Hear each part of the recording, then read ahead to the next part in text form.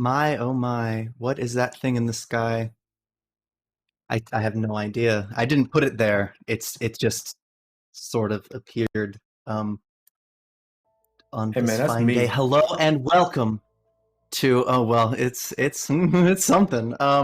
Welcome to Penny for a Tale. Tonight we are playing episode 56 of our Age of Ashes campaign. We just wrapped a little arc that we were calling the Torn Seas. And with this day, we bring in the new book, Book 5 of the Age of Ashes Adventure Path. But before I get into that, and our sponsors, let's reintroduce our cast, starting with Daniel. Hi guys, I am Daniel. I am playing Sailix Lavendale tonight, which is always great. I love it so much. I can't wait to see all the crazy shenanigans we get into today. Jen. Hello, I'm Jen. Tonight I will be playing the Vesperin slash Aaron.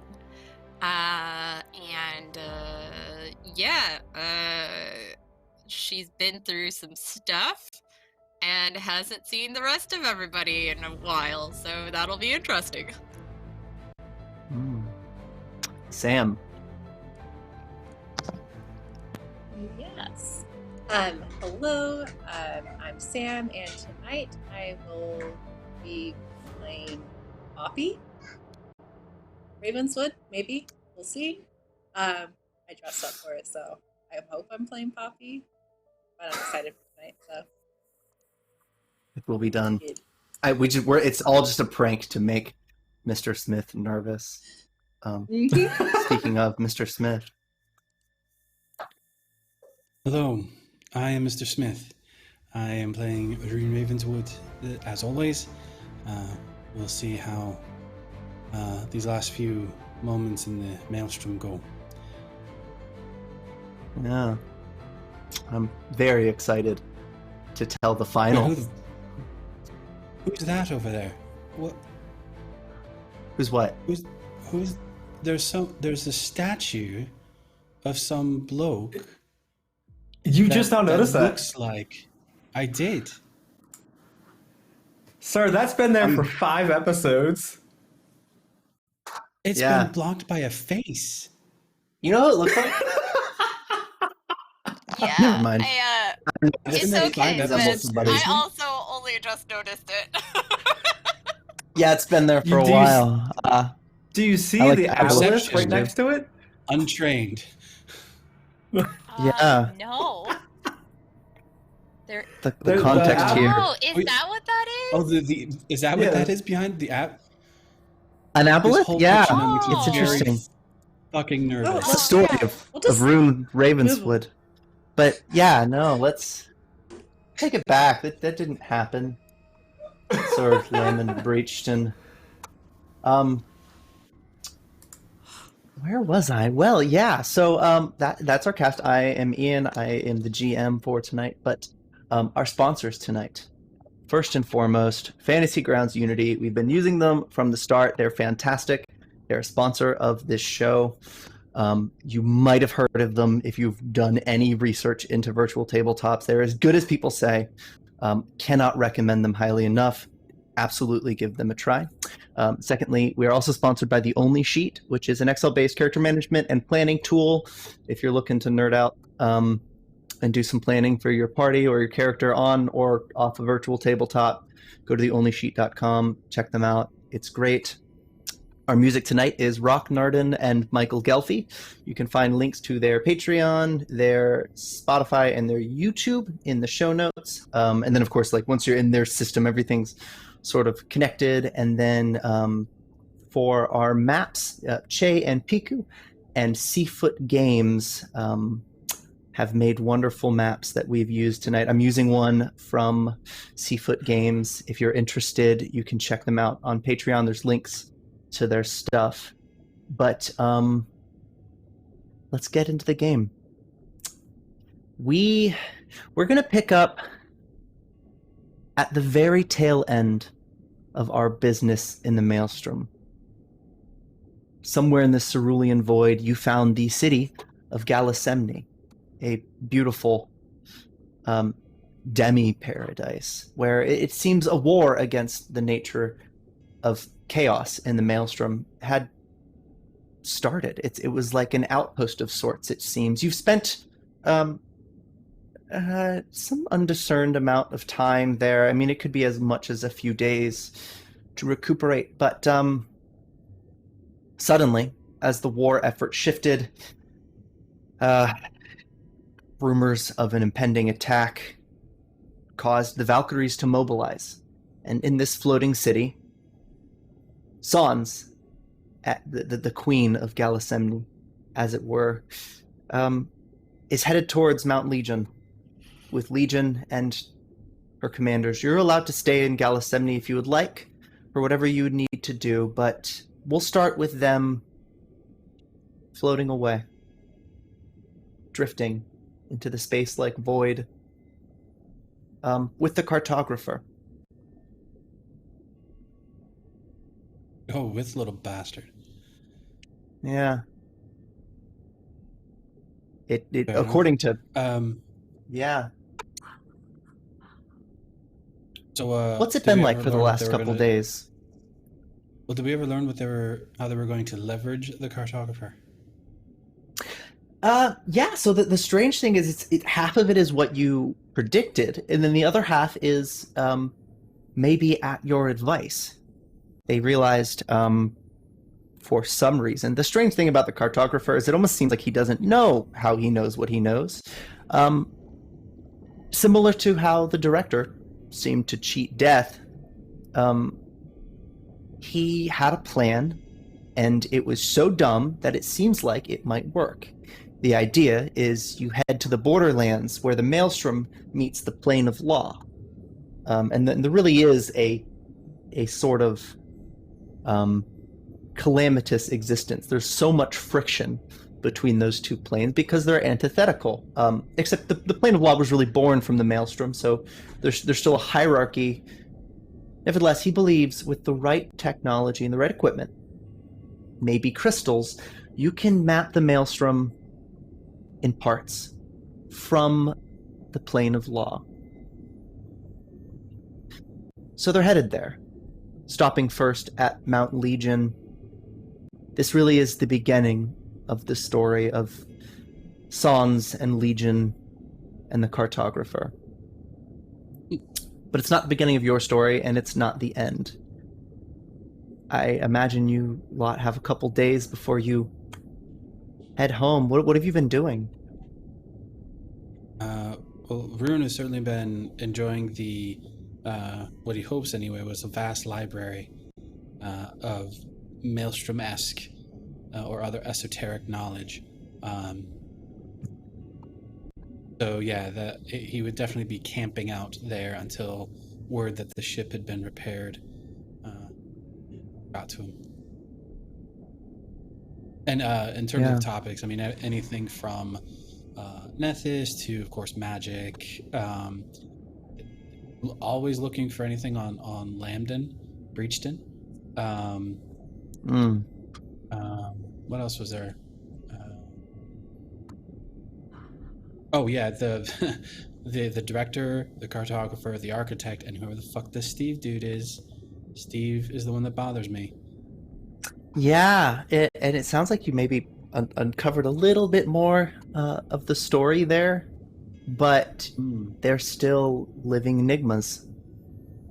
Yeah. No trace of this Steve. What was the name of that book that he found, or the play? It was Never mind. I'll find it.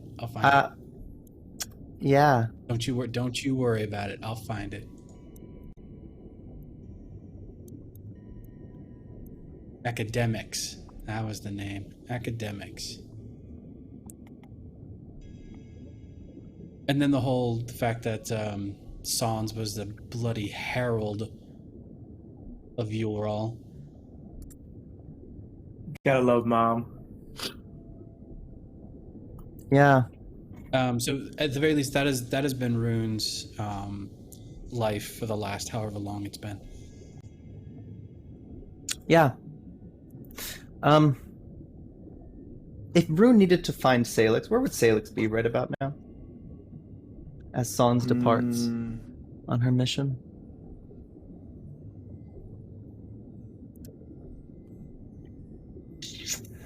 Huh.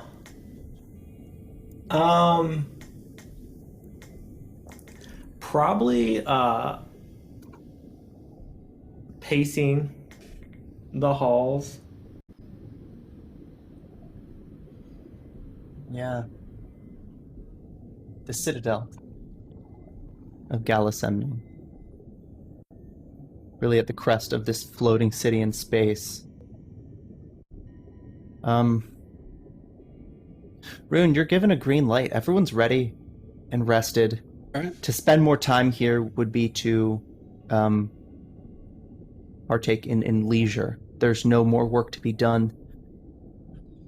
The ships are prepared, the crew a little eager. If you're looking for Sailix, you imagine you could find him in the Citadel. Yeah. Brune would steel himself because he knows the spell he has to cast here fairly soon is coming up, and that takes a lot. But yes, he will go to the Citadel to find his brother.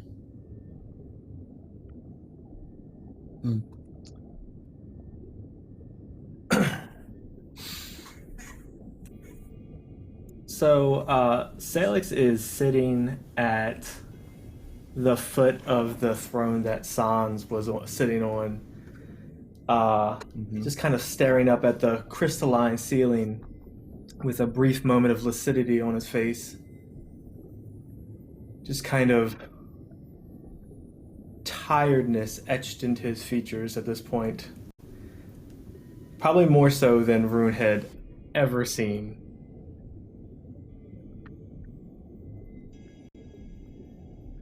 Are the years weighing on you, my friend?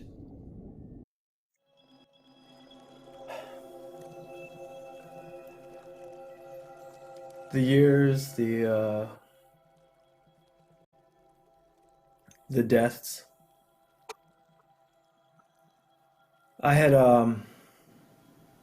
thought to tell one of the servants to tell you that I requested a emergency meeting of the Unforgotten. Seeing how me and you are the last two original remaining members. I suppose we are, aren't we?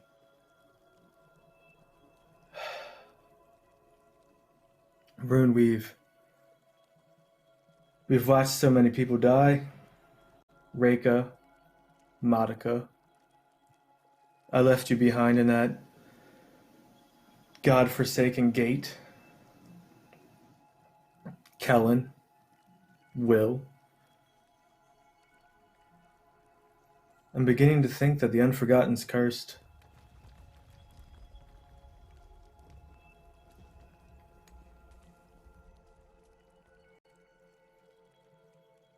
Did when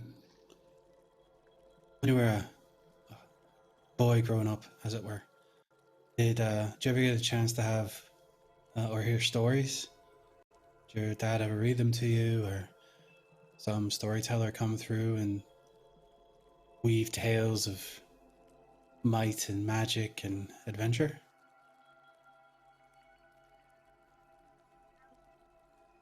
We had a few bards every now and then. Yeah. There was one who would come through and he would weave some fantastical tales of his own adventures. Think about those stories, they're always the good parts. Slaying the dragons and saving the innocent and earning the treasure. They never talk about the loss and the heartache that come with all of that. Friends lost along the way. Innocents you couldn't save, or didn't.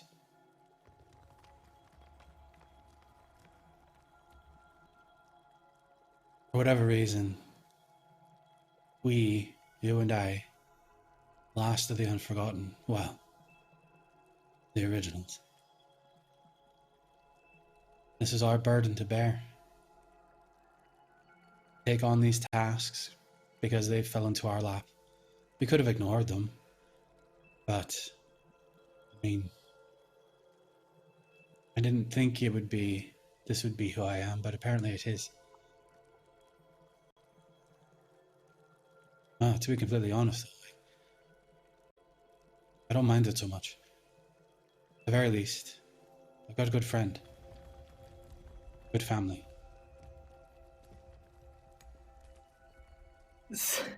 Sailix's hand drums on Leviathan as he kind of gets lost in thought for a few moments. His head snaps back up towards you.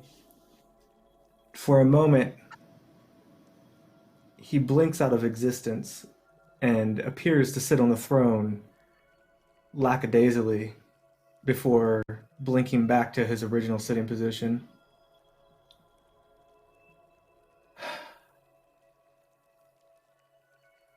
What's next, Rune? When we go back to the Why are material you plane, talking? Yeah? what are we going to be? What are we going back to? First and foremost, home. There are people there who look to us, for whatever reason they do. We have to make sure that those we left behind are still safe. Protect them as best we can. And there's still the Triad, and whatever machinations they're on about. Maybe we'll be able to catch another clue as to where to go next. He reaches his hand up and he touches a scar that's on his cheek, and it's kind of like a really far off memory just hits him. Right. I have one last question, Rune. Anything? As he stands up, Leviathan straps to his back and he kind of lovingly caresses the gem inside of it. And as he takes a step down the stairs towards Rune, every step he takes, he blinks out of existence momentarily and it pops up somewhere else within the room before he comes to stand in front of Rune. This one's the most important question. All right.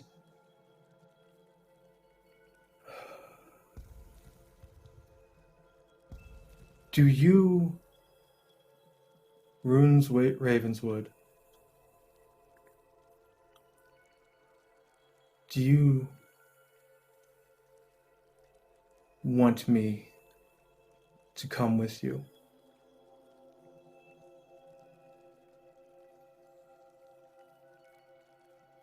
To the back home? My mother's offered me respite here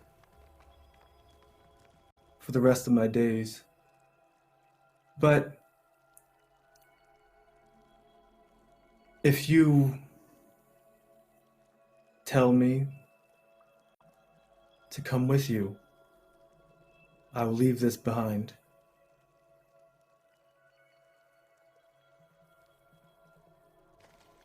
Would you find solace here or more war? That's not the question. That's my question to you.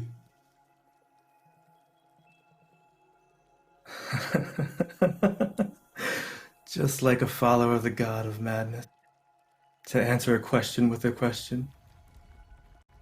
Sailix, there's one thing that I want for you when all is said and done.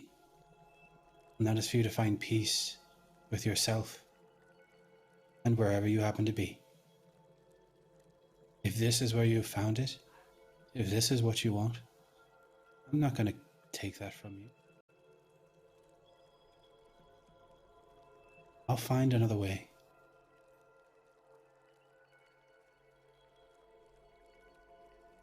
That's not what I asked, Rune. Don't think about my future. What do you want? Do you want me by your side to breach into the maelstrom and go back home? Or not? Sailix, I will always have you by my side if that's where you want to be.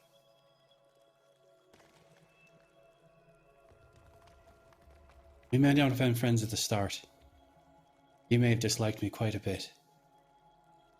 But in all these years, I found a brother in you, and someone I love dearly. And I will always take you by my side. But again, you can't look to me to control your life. Sailix will kind of just, he'll grab Rune's hand and he'll lift it up, like holding it close to his chest. Rune will notice that there is no heat coming from his body. He just kind of holds it. Then me and you, wizard. Until Pharasma claims one of us. I'll stay by your side. You'll stay by mine.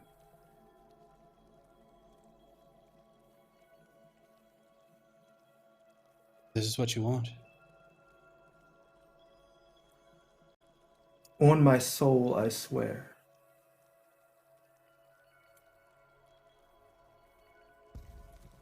Sailix, where is this coming from?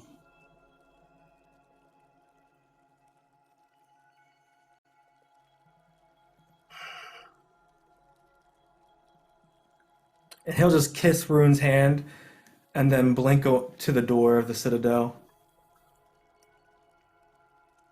Comes from a place that's locked far, far away, Rune. As you are my wizard, you now have an angel. I suppose worse things could happen. Sailix, are you all right? When at Rune's question, he just kind of freezes. And he looks back.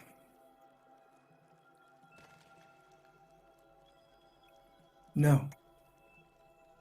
I haven't been alright for a long time, Rune. Can I help you? He'll blink back, but instead of in front of Rune, he's behind him. And his face is just kind of very close to the back of his ear. I just need you to be my keeper.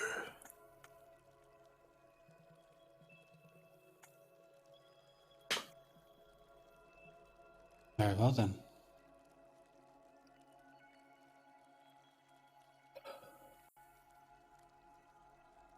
Come on, you got a lot of hard work to put in, Rune. It's about time you carried your weight. As he walks throughout the door. I enjoy being lazy. Let me be lazy. Rune will follow.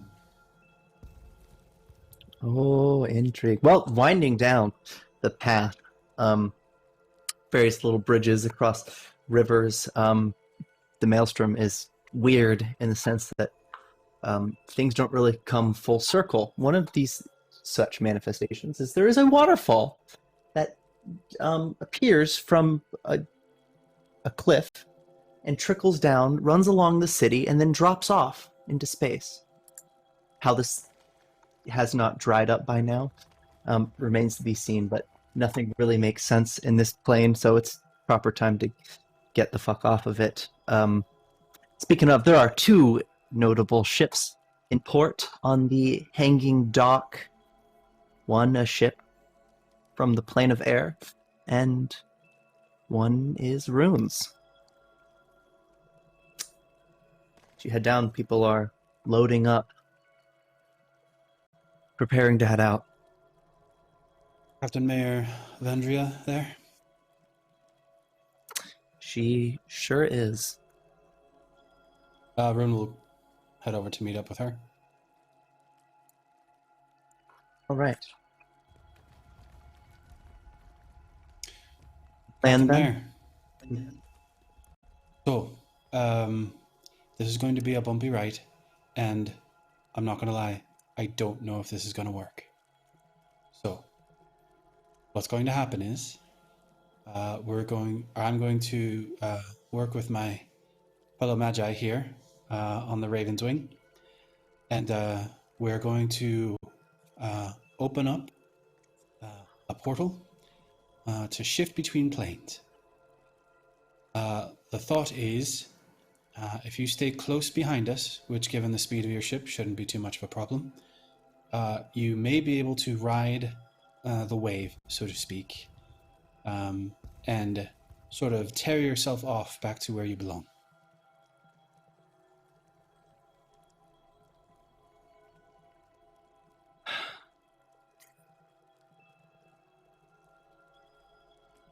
The plane of air.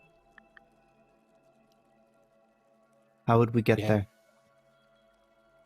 How would you get there? Well, the way this modified spell had to work is it's not really a teleport-like effect. We're sort of tearing our way through the planes, and it's sort of like flipping through pages in a book, let's say. And one page is going to be the plane of air. The hard part is going to be finding it and then peeling yourself off about that time. Now, given that the elemental planes are fairly close to the prime material, given the connections, I suspect we should be right next to each other. So, shouldn't be too much of a problem. Well, I don't want to say that, but yeah. I know my home when I see it. There's always the alternative. I've never had the resources. But banishment would do the trick. If anyone gets lost, they'd be sent to their plane. I couldn't do it. I didn't want to That's abandon true. ship.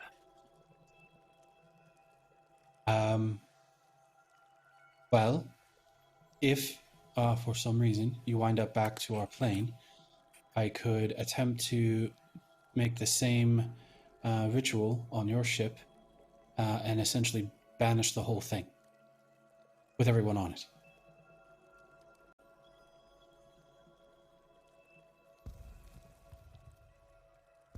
All right. So we have a plan B. Here's the That's risk. good to know.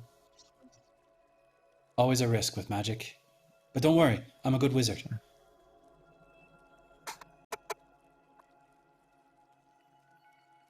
Plane sees we all die.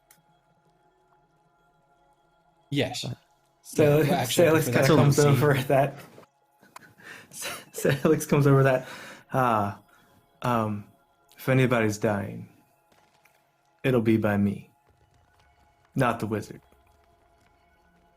That's fair. And just kind of stroll off.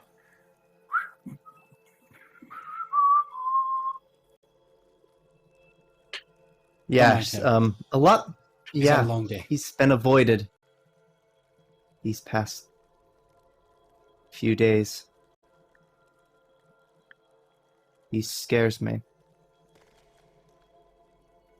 Sailix is all right. This trip has not necessarily been the best for him.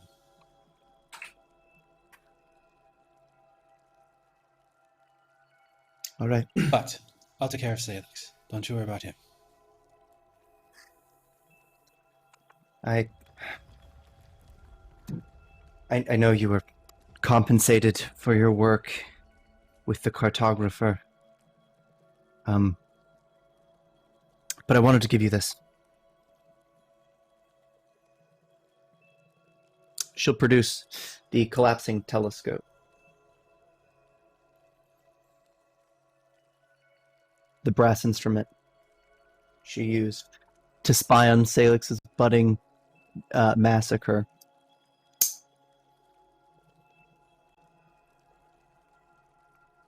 You But she'll hand it to flatter you. me. Oh, what's this for?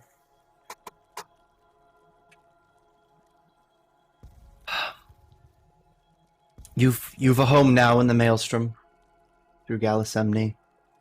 I'm sure you've many homes in your own plane, but should this work, if you seek the plane of air, you can find us there. Oh. Thank you very much, Captain Mayor. I will do my best to get you where you belong. I'm sure you miss being home. Right. For whatever it's worth, if you find yourself on the Prime Plane, feel free to look me up. We have a nice citadel and places to stay.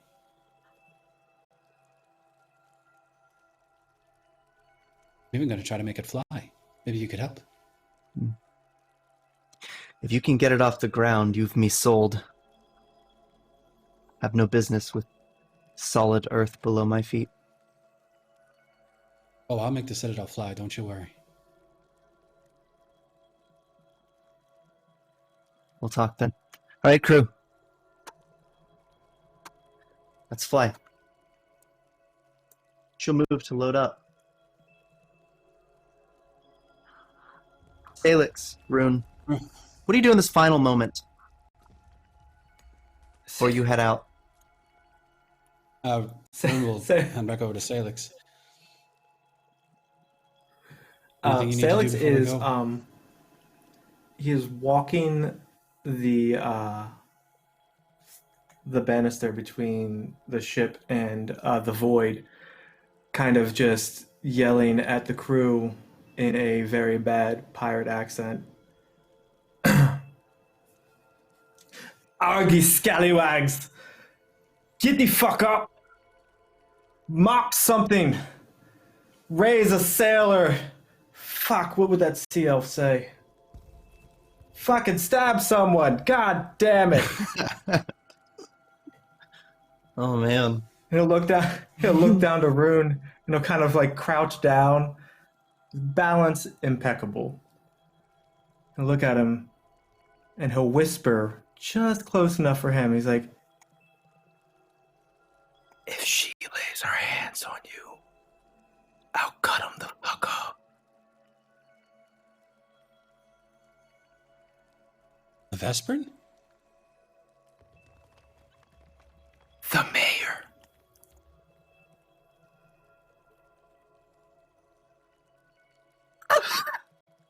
Sit.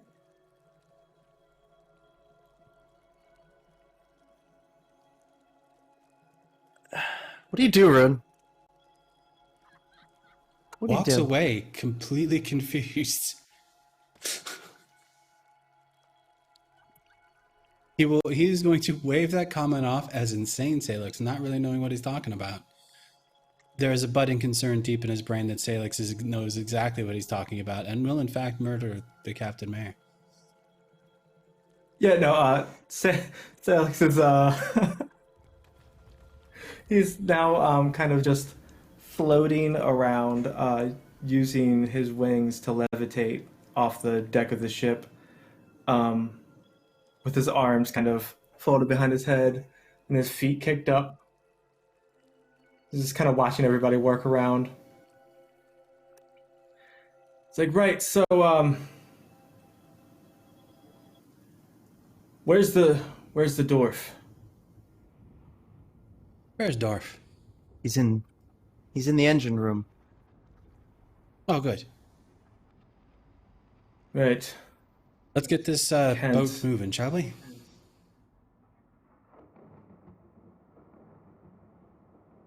A swell idea.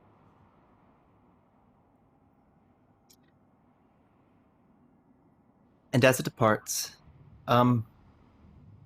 we have something. A clip of sorts. For what happens next. Bear with me, because I am good at conjuring technical difficulties. So if this doesn't work at the get-go, it is my fault. And if it goes well and it's entertaining, it's not to my credit. But let's take it to the rift, to an opening in the cerulean void. There isn't much to say between departing and finding a spot, an open space you want. No distraction, but almost as it's been rehearsed, everybody is where they need to be. The ship in tow, the crew at the ready, Waldorff manning the engines, and your mages prepared to act. Why don't we go to it? Rune directs the Magi to take their place at the focal points across the ship. Rune himself takes the spot at the nexus point to focus the magic. The spell begins as it had before, the space in front of the Raven's wing bending and warping. The maelstrom, however, was not kind to such order in its chaos. Razor shears of pure power ripped across the two sides of the ship, cutting down the Magi and knocking everyone else to the ground. Rune looks across the ship and his allies, seeing the Magi and the chaos of the maelstrom encroaching behind them. He looks to his brother-at-arms and smiles. My brother, no matter what happens, find your way home. With that, Rune grabs his staff and fights against the chaotic winds of the maelstrom, slamming it into the nexus point. With a primal yell, a wave of pure magic pulses from the wizard, buffeting against the maelstrom's might. Arcs of energy, tentacles of dark magic, vines of the wild places, and pure divine might course across the intricate ley lines carved into the ship, connecting each of the focal points where the Magi once stood. At its center, Rune Ravenswood, through sheer will, pushes against the maelstrom, taking its chaos, bringing order to its madness to enact his spell. The roar of the maelstrom rips across the ship, cracking its surface. Still, Rune continues. The mutable reality of this realm warps and ripples as the sphere begins to form. The veil between the planes rips and tears. Again, the maelstrom fights back. In a rage, the chaos in the plane slams into Rune's staff, shattering it, splintering the ship even more and laying everyone out. Rune is pushed away and slides along the deck. His face grows stern and menacing. Rune stands against the maelstrom's fury, pushing against the torrent to return to the nexus point. I am Rune Ravenswood, the bane of Owless, chater of death, giver of life, creator of worlds, archmage and gatekeeper. I am the nexus. He states with each defiant step. Finally reaching the nexus, Rune calls out, "The maelstrom has no hold on me." His arms snap outward, reconnecting to the dwindling power within the ley lines.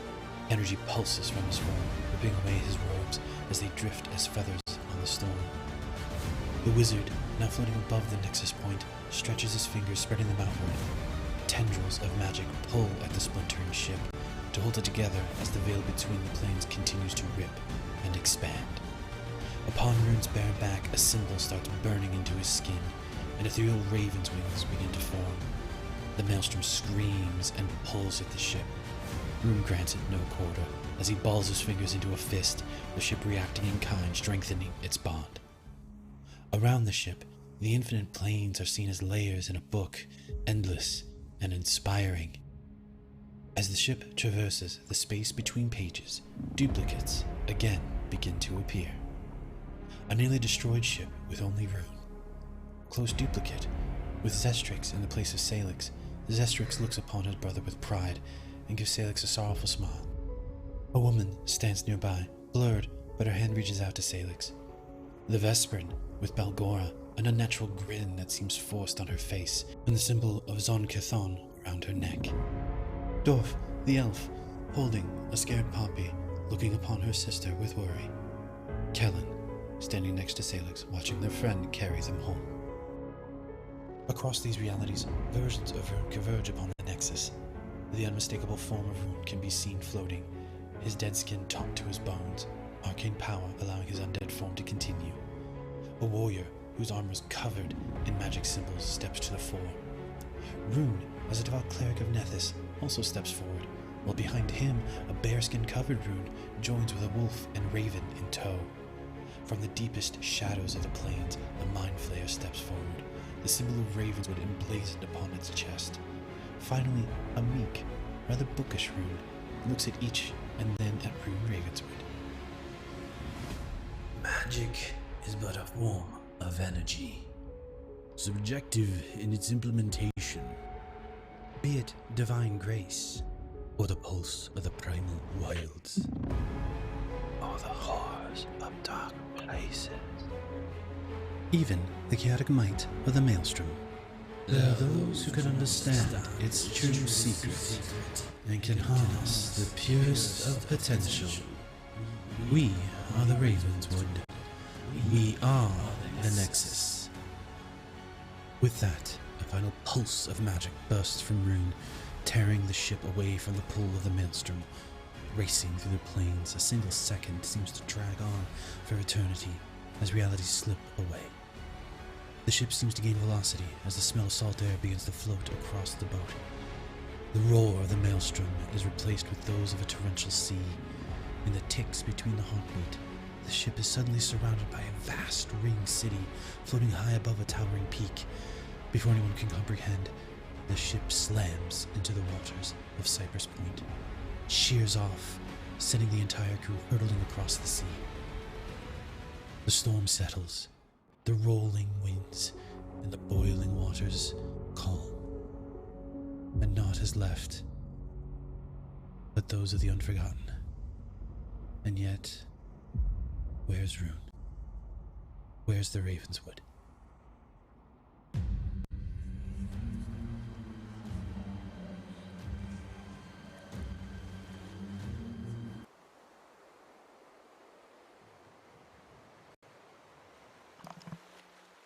Wow. Let it out. Let it out. Ah. Yo, what the fuck? Wow. Let it Wow. Oh my god, that was so good. Or something like that. Holy shit, that was so good. Oh my god. Like, Oh my god. for one, fuck off. For two, Okay. All right. I'll write this down. the fucking wow. All y'all some talented motherfuckers. That's all I'm saying. I don't, God damn. it was certainly a sight. But I think we're going to go maybe back about a minute or a few moments because I want to explore Cypress Point. I imagine the Vesperin can help me paint this picture. When you think of a climate for Cantargo, Ravenel, Cypress Point, think maybe San Francisco, warmer, arid, but we're looking at a lot of cliff faces in this region, which sort of paved the way for all of these little coves. One such cove being the Dream Gate. That's sort of become the centerpiece of what's occurring here at Cypress Point. People are here, ultimately because of Dreamgate, but they don't know where Dreamgate is, and they're not really allowed to search. They're instead here for a formal gathering. I take it an outdoor arrangement, rows of seating leading up to maybe an archway that overlooks the calm and peaceful shores of the Arcadian Ocean.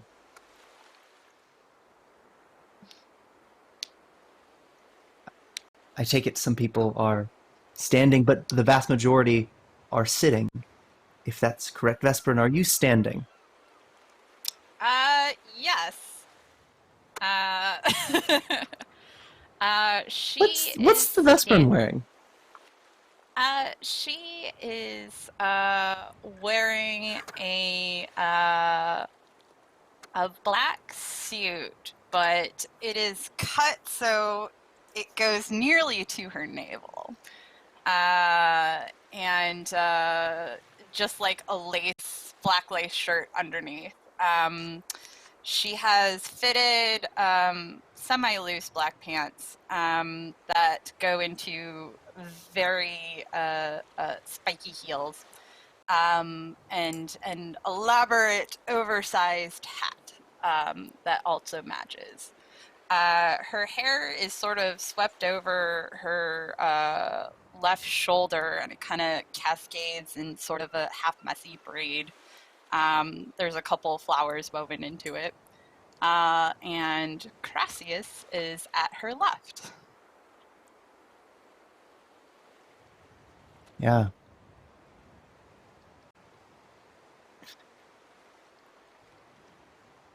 Though there's a ceremony.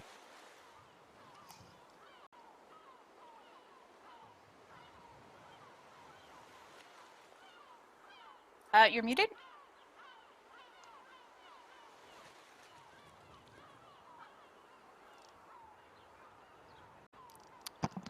I can't be the only one who doesn't hear him. No, I can't hear him now either. He was good there up until there was a ceremony, and then nothing. What'd you do? We were doing so well, man. Oh, we wait, heard you you were there. there for a minute. Yeah. I We didn't heard a change fan in the anything, background. There you go. and it resolved itself. That's I suppose. Anyway. I think it changed. Yeah. Let's so not for question this, it. Let's just roll with the punches. Yeah. No, I'm not defying the gods at this point. Yeah. Mixed emotions, I imagine, for the Vesperin. Yeah. I imagine that she is sort of, outwardly the model of what you would expect to be. Like, she looks happy, nervous, whatever. But her eyes keep randomly drifting towards the ocean and don't seem to match whatever joyful expression the rest of her face is making. Right. And only moments before this lady of the moment would arrive, you caught it before anybody else noticed, but up in the sky, a rift starts to form, floating up, swirling about just beyond the cliff. You're perceptive, you would notice this before anyone else, but strange magic above the ocean pooling. It would appear like the illuminated reflection of water, except it is purely magical as far as you can tell, and it's growing. No one else has seen it yet, but it's growing. What do you do? So I feel like the first thing is just kind of like she just gets this look on her face of like, not today. like you know, where it's just basically that "not today, Satan" expression, and completely 100% sincere. And she just like looks at the person across from her with just that look of like, I am so sorry for whatever that's gonna be.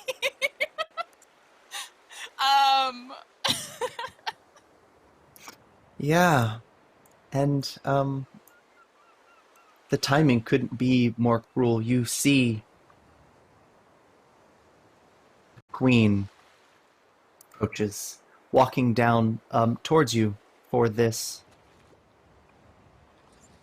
ceremony. There are many elves present. What is she wearing? Probably, I would imagine, just a white gown with various golden clasps and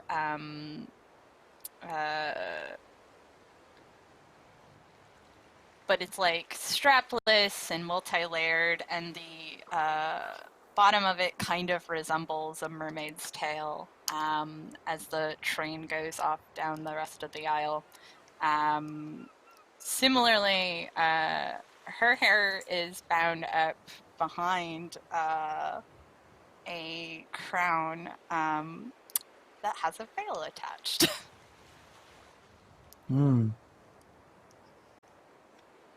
That rift does start to grow. You can hear in the crowd. It's noteworthy. You'll find mostly the type of folk you would find in Ravenel, with the exception of a variety of elves from all walks of life and from all over. But they look, you can hear some gasps as that purple rift starts to pulse and grow and swirl like a forming storm. She, however, doesn't miss a beat and moves. The crowd is confused. They don't know if this is intentional or not, if it's spectacle or maybe a show of creativity, or maybe the blessing of some god or some sort of sign. So they don't do anything. It would be cruel timing, so certainly it must be intentional. Now, when she approaches, she seems far more concerned. Through a smile to remain strong, and sort of drowning out the ritual holder's speech as she stands across from you, just through her teeth. And what is that, dear? I imagine.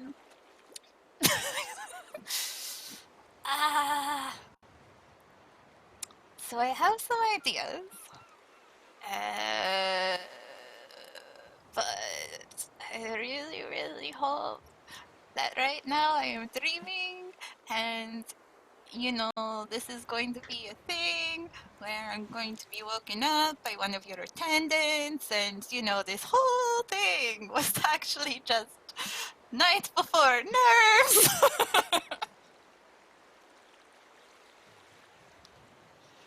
That's what's happening, right?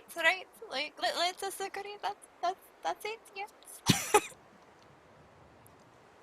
Love, I need you to tell me what's about to happen.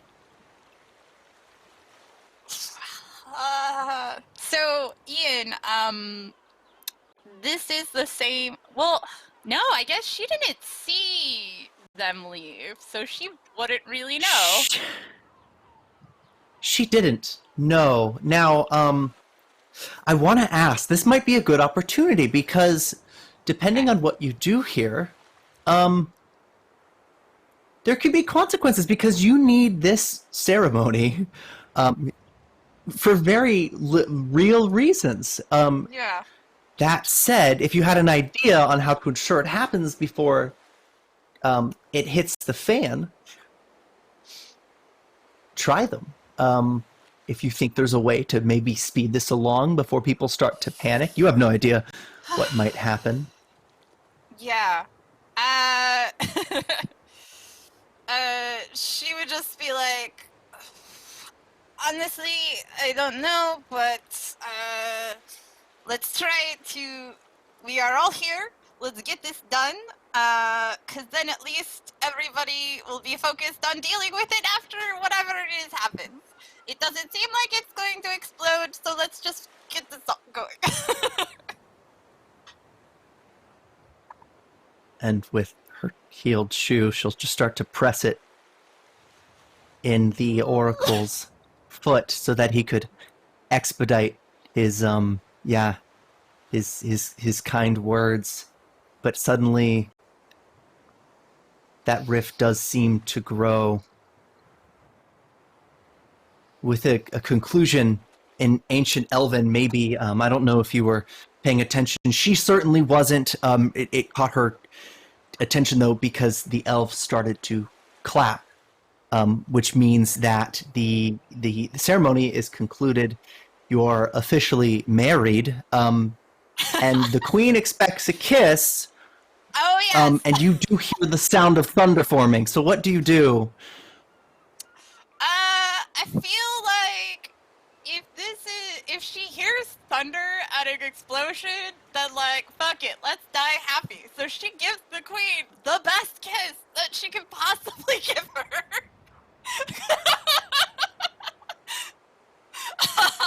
Yeah, and you know, it's like the Pearl Harbor like sweeps. Or sorry, coming back from World War II, like sailor kiss, like the last kiss you could have ever possibly want. hey, eat it up. And suddenly, I want to say the calling card manifests. Rune, why don't you describe what the other end of your little spell would appear like?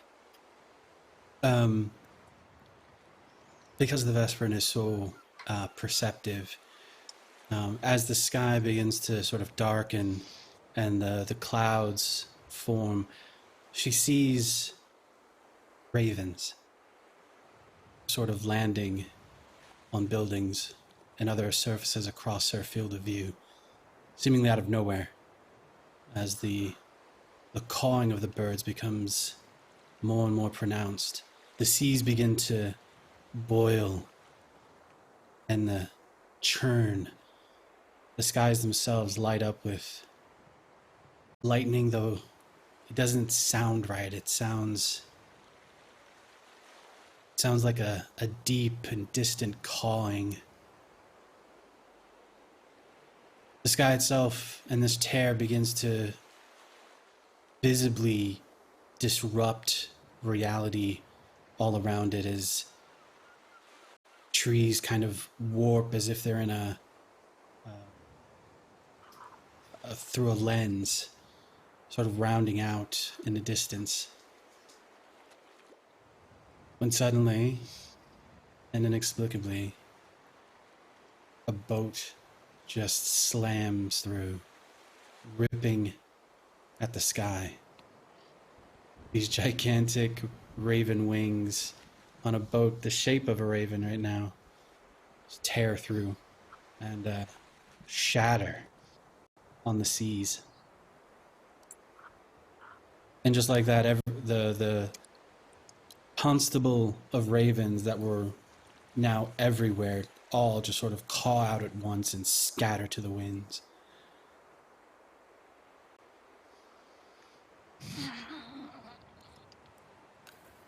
So, important question. Yeah. How long do I have from the moment of impact before I am aware of my surroundings? I feel like we could make a perception check. If you're avoiding harm, it would be a reflex save. I don't know. Yeah, because what's going to happen next is an opening up. And there's too much going on. The change in pressure between the two mediums, as well as this dumping effect of magic Right, and so a ship. coming out. Yeah, like what are you, that's what are you like doing?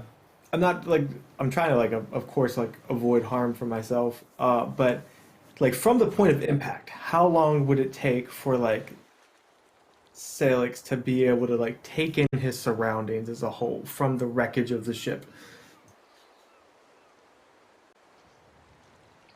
Oh, I mean, as the ship crashes into the water. Is that what you're Right. saying? Or as you're moving through the sky?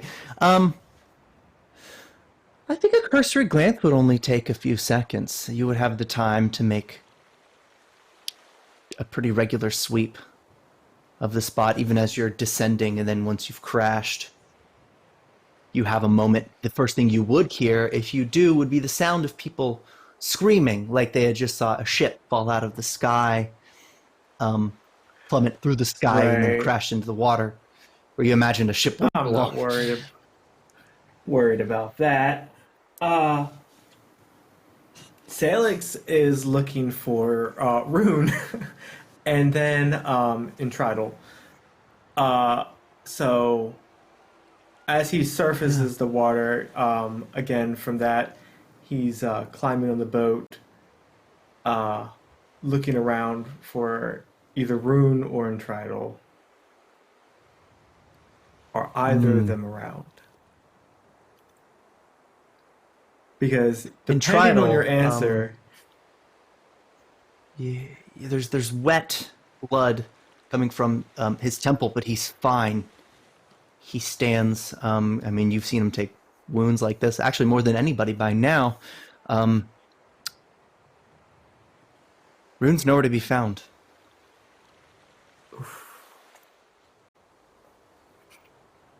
You hear the loud seagulls, maybe a lighthouse, a small lighthouse off in the distance.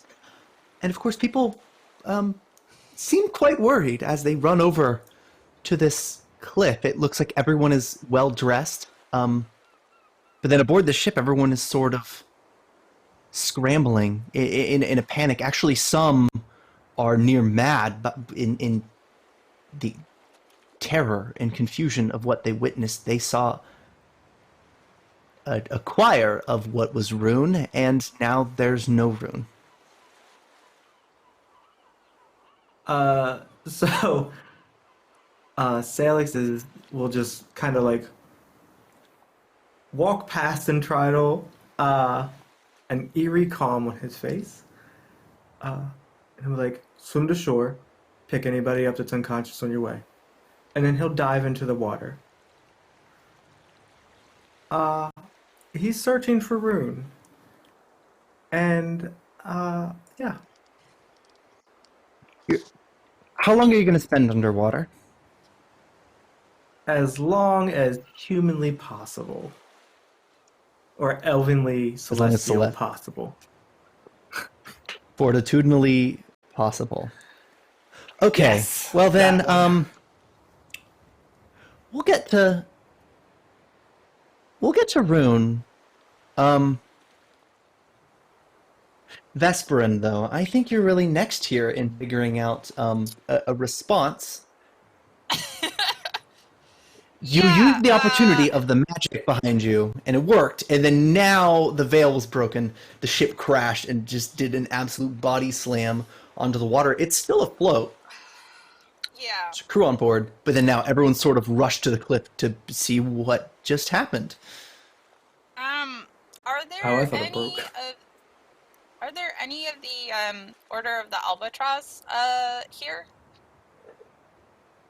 And also, Yeah. how does my wife look right now? I don't know if you would want to look her in the eye. She's probably just furious, but what is she going to do about it? Yeah. Congratulations, by the way. It's been an interesting ride the last 10 seconds of your marriage. Let's see. I feel like she would, because again, I imagine with the dramatic kiss, like it was a nip sort of situation, so she'd sort of swing her back up to her feet and just have the biggest wince on her face with like, well, I did try promise adventure and excitement.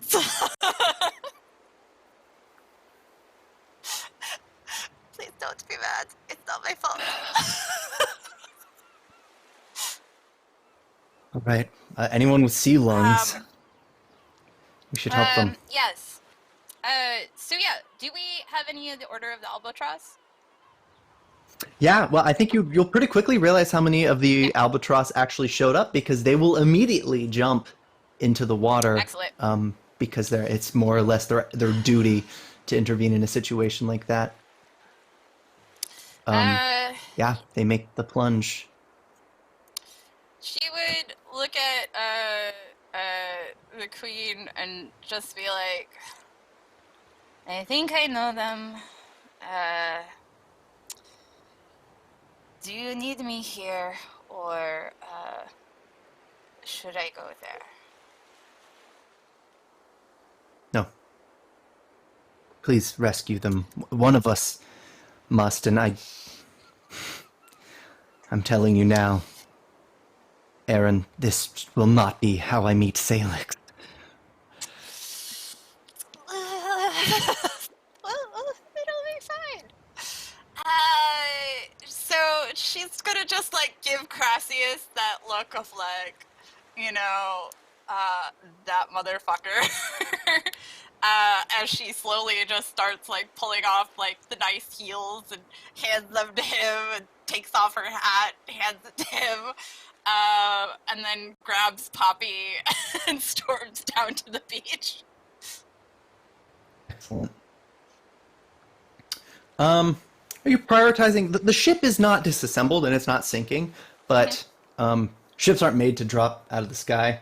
So you imagine it's probably not in good shape. People have also fallen from the ship. Where do you sort of prioritize here?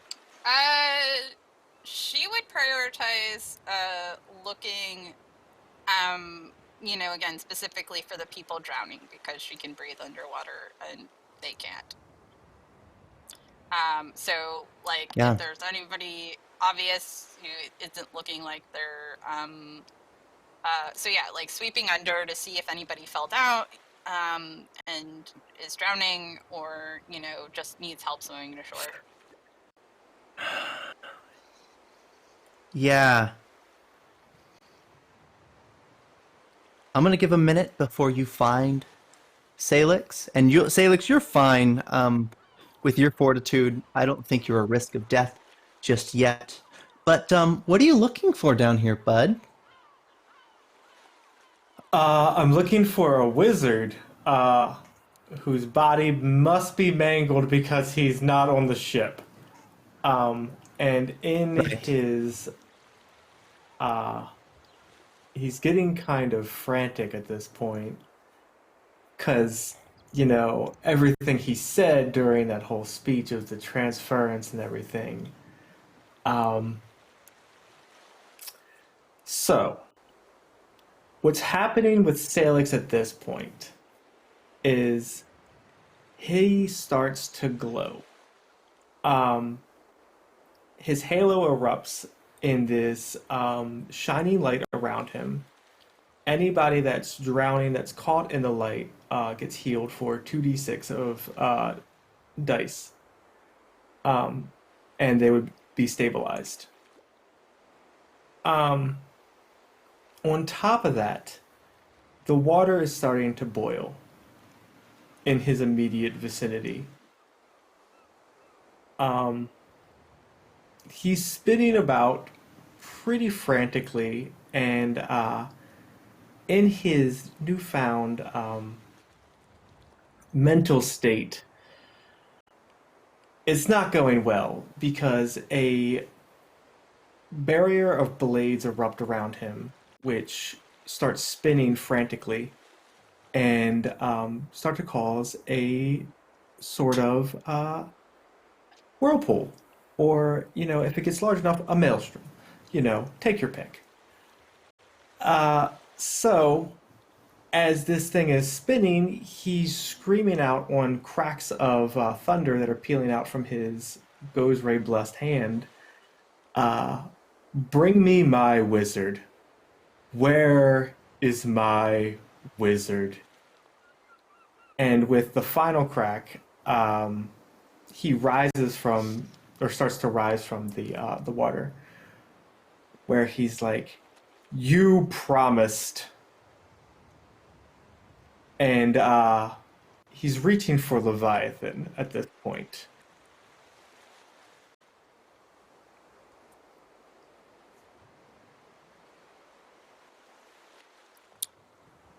So is he in the air now, or is he still under the water? He's like, so the area around the water around him is kind of like in that whirlpool state where it's separating Okay. and allowing air to just like sink down, and he's kind of rising out of that. He hasn't breached the water's surface yet, so if you're Okay. underwater, you can still see him. He's not in the air yet, So but what he's is this definitely doing to the having. ship and the people? He's not near the ship right now. Yeah. So the ship would be okay. shifting slowly, but it's not close enough that it's making this swirl, but it's definitely adding to the chaos and the calamity here. It's kind of like yeah, someone who this spent is a 14 years weird. in a plane of chaos. I didn't do it. Oh yeah. Okay. Yeah, so Vesperin, what do you do in this situation? Because yeah, I mean, you certainly recognize him. You see him. You would see him long before he sees you. I think, especially with what he's doing. The albatross are let's also see. not sure how to react. So let's see.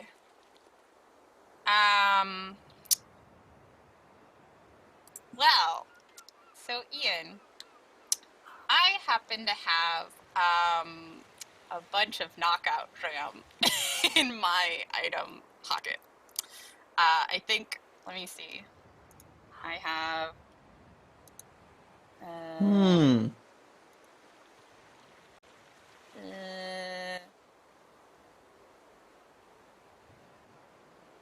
Oh, I must not have put it on there.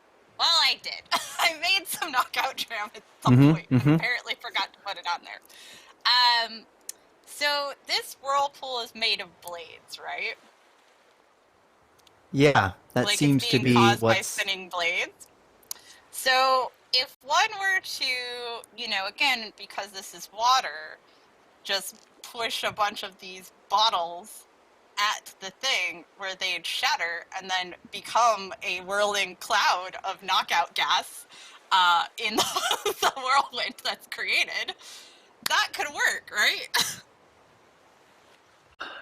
It would, if this doesn't outright knock him out, it could calm him down because of the whole Okay. the spectrum I will of take one or the other. yeah. Both of those results are satisfactory to my situation. Yeah, there's no risk of it spreading. It's Yep. more or less funneling in. Yeah. So she would look at the albatross guards, or albatross, and just be like, "All right, take care of the survivors. I'll take care of him," and just zoom over there to do that.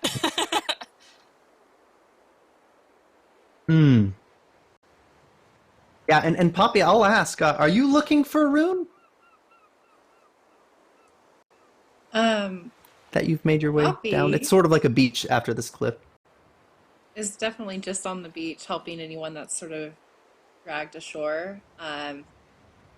Not going to be the swimming person when there's all those albatross and seals and whatnot.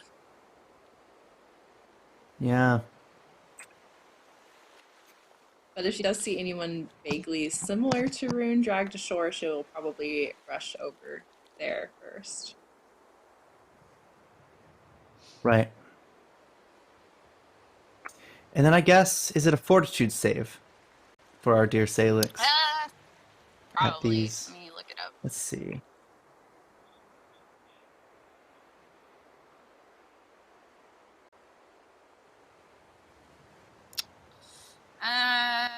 It is. Oh yeah, it's also a really easy Yes. fortitude save. Yeah, well, it is quite a lot of this dram, That's true. and once he's made aware of it, he'll have a chance to avoid it. But there's only so much um, I ingestion, I mean, think. having But a whirlpool is like a pretty great vehicle for directly funneling it to it, because that's the only breathable air he has. Sailix, Is our make a fortitude save as you're in this rage, looking for dear friend Rune. Okay, Oh lord. ingesting. Yeah, a critical success to be sure. Um, but you're inhaling this. So you understand it's only a matter of time, and you also see closing in. Some of the Order of the Albatross are circling around in a formation that would imply they consider you a potential threat. You're acting erratically, and there's no Ravenswood in sight. What do you do, Salix? Sailix rises fully to the sky,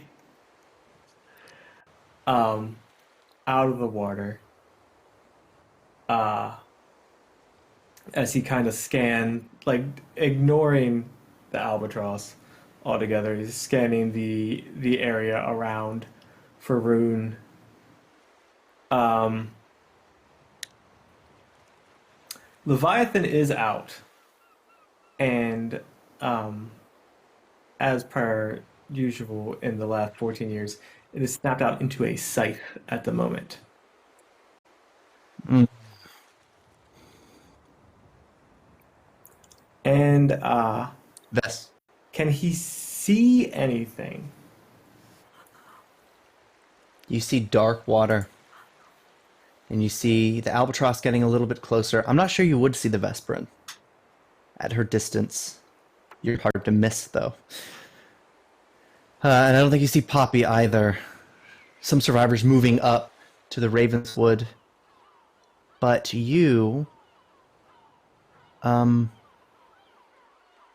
you see no rune. Make another fortitude save for me, though. As you remain in this space. Searching. Maybe And Vesperin, I don't know if you're Vesperin. within earshot.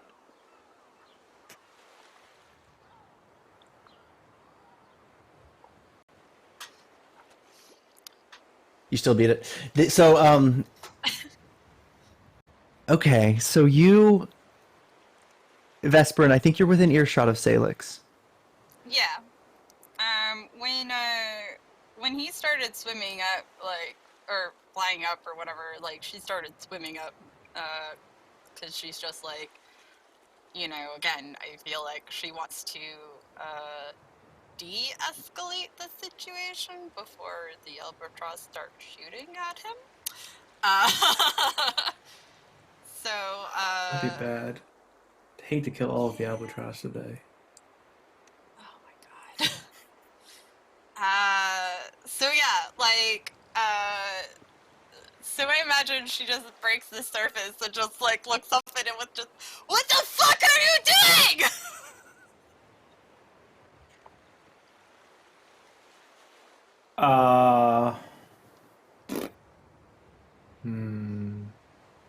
So I'm sorry. Because it's been 14 or close to 16 years since he's heard Vesperin's voice. Uh, he just kind of looks down to this little dot.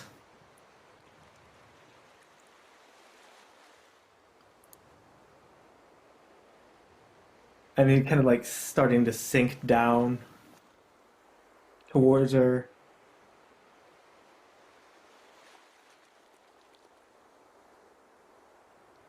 The Rune is gone. I can't find him. And he's, for a moment, in her vision as she's swimming he blinks away, like just for a blip. But he's back. I can't find him. It's a problem, V. I need to find him now.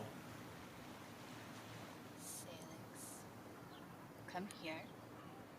Listen to me very carefully. Okay. He stays where he's at, but he's listening intently. I have all of the Order of the Albatross here. I have a great deal of my people here. If Rune is among anyone within the ship, they will find him. Rescuing drowning seamen is literally their job. You are making it difficult for them to do their job. Can you let them do their job, Sailix? Because you want him found, right?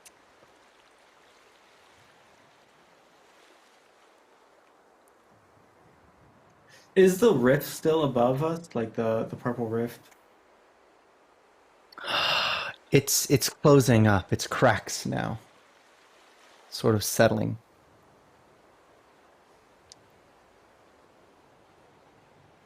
Looking up towards the purple rift, Sailix will just kind of tell her, he's like, I'll stay out of your waters. But tell the Albatross that their puny battle formation is insulting.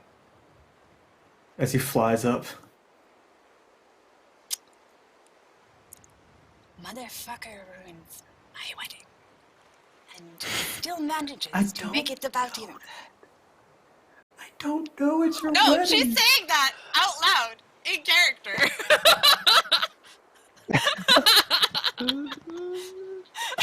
I feel Now, bad. Salix, where are you flying? Actually, as you take off, it's a slow start. Your mechanical wings are wet, and you'll have to make sure to tend to them in a bit. But yeah, where are you flying towards? Directly up towards the purple cracks. You're going directly towards the purple cracks. Okay. Hey man, he's not working with a full box here. Like he's Right. Yeah. But you've got something, an old memory. Somebody from years ago. Blonde hair. Slender, a little cynical. so you have to narrow it down. I've known a lot of blondes. Right, yeah. This is Rune's sister. She's on the shore, helping to bring the survivors to the beach of Cypress Point. Would Sailix stop to let her know what he's trying to do? What he thinks might have happened to Rune?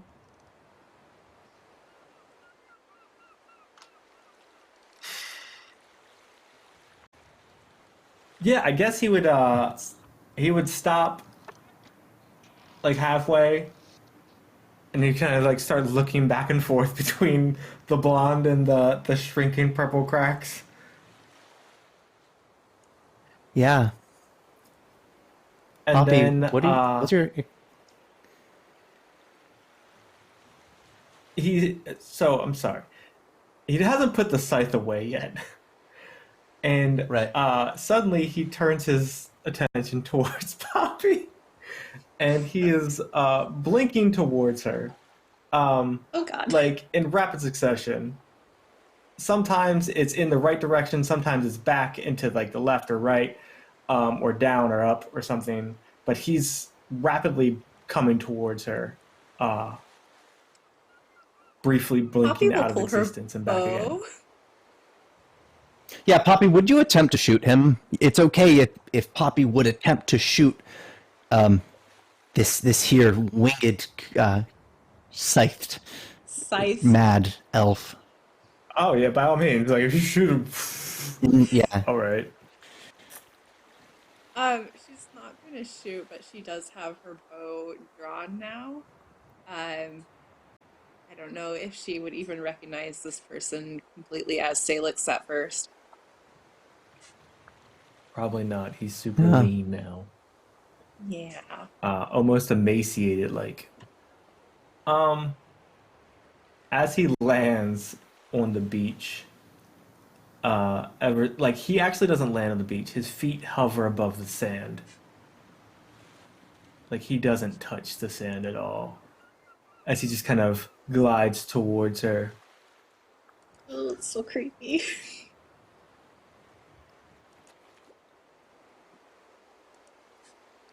You're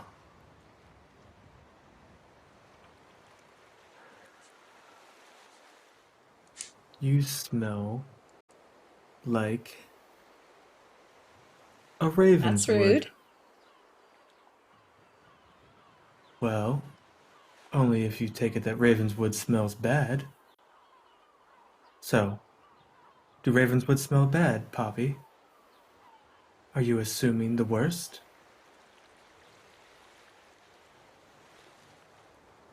She just sort of stands there and blinks for a moment, just trying to register, but then like does Leviathan still have like those tell marks that it is that weapon? Like is the hilt the same or is it like a completely different sort of thing? No, it looks roughly roughly the same.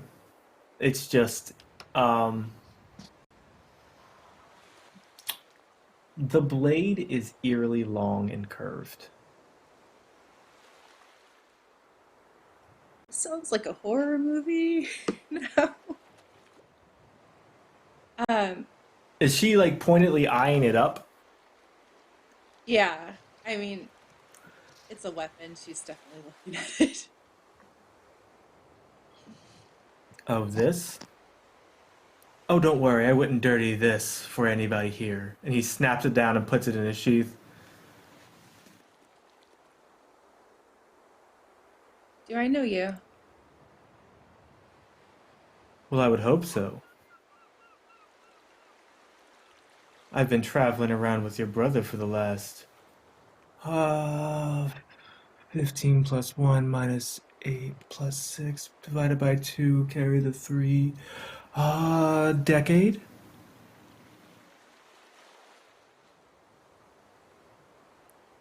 Are you Rune or Ronan?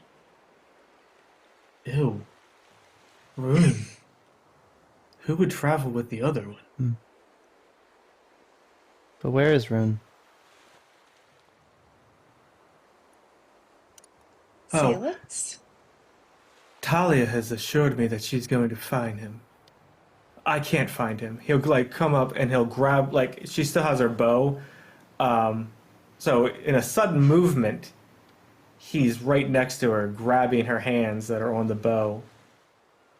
As he's looking into her eyes, pulling her close to him. I can't find him, Poppy. But Talia's assured me. She's assured me that she's going to find him. She's going to bring him back. She said that he's going to be okay.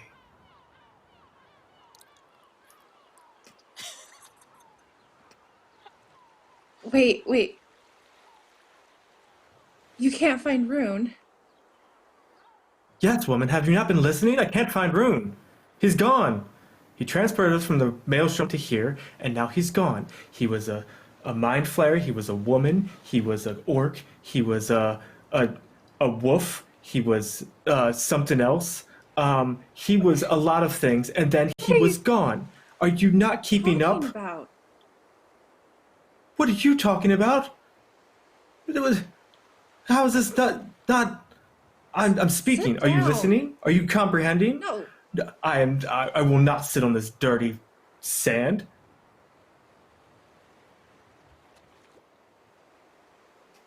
Are you afraid of sand now? Poppy. Sailix. And he kind of pulls Where- her in and wraps an arm around her and raises into the air with her.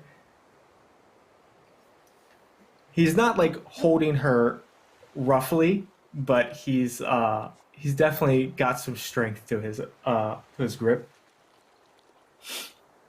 Are you listening to me, Poppy? Put me down. Rune. We're about 10 feet up. You might fracture an ankle. Rune is gone. He was many things, and then he was gone. I need 3 things in this world to exist on this plane. I need Entradal, Leviathan, and Rune. And one of my 3 things is gone. Talia says she's going to bring him back. That she's going to find him.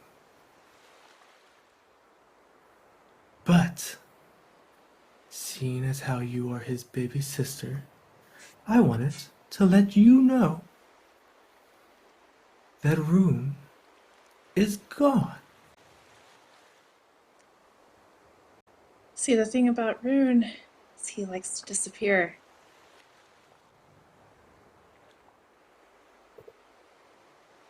You're not telling me anything new. How about this? When he disappeared, he had no shirt.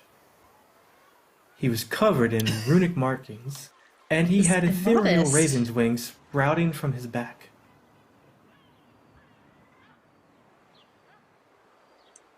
I Is feel that like new? Poppy would just sort of begin muttering a prayer to Aristotle.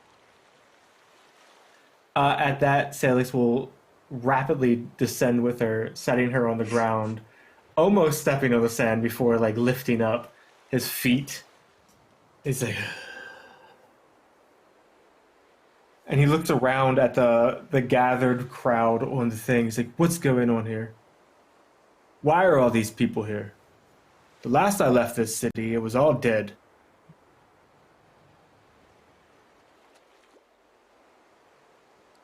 You tend to do that. Here. You notice, another Ravenswood is here. He's dressed in his Hell Knight uniform. You take it even to a formal occasion. A Ronin Ravenswood, of course he would. I mean, if Poppy was invited to the wedding, well, so would Da. So would Ronin, right? He saw everything that happened between Sailix and Poppy. Was picking her up, lowering her. Sailix smells air. That's Yeah. the Ravenswood I don't like. It smells like depression.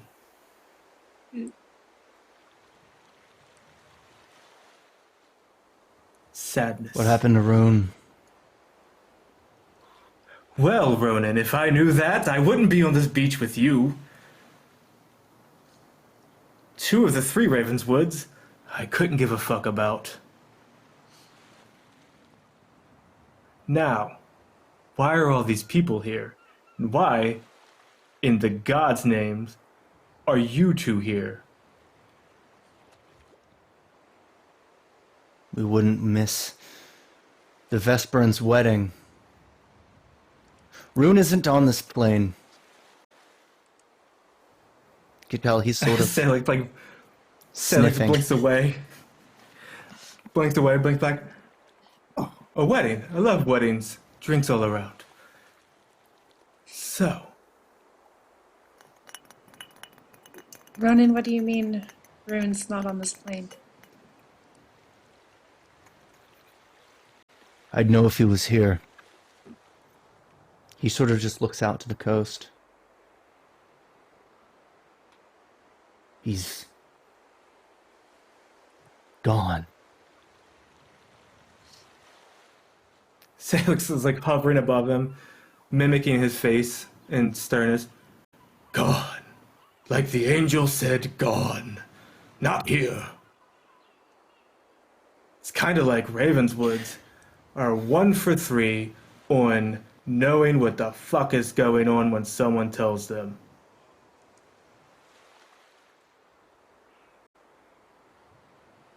You mean to imply the Lavendales fare any better? So he kind of like looks down between his legs at Ronan. Not at all. My line lines up to die. But at least we're honest about it.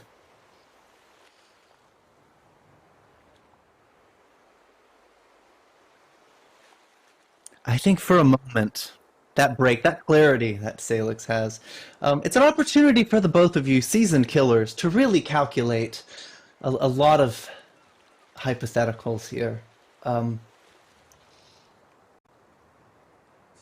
But he doesn't opt for violence in this moment. He just looks at you with a frown. Good.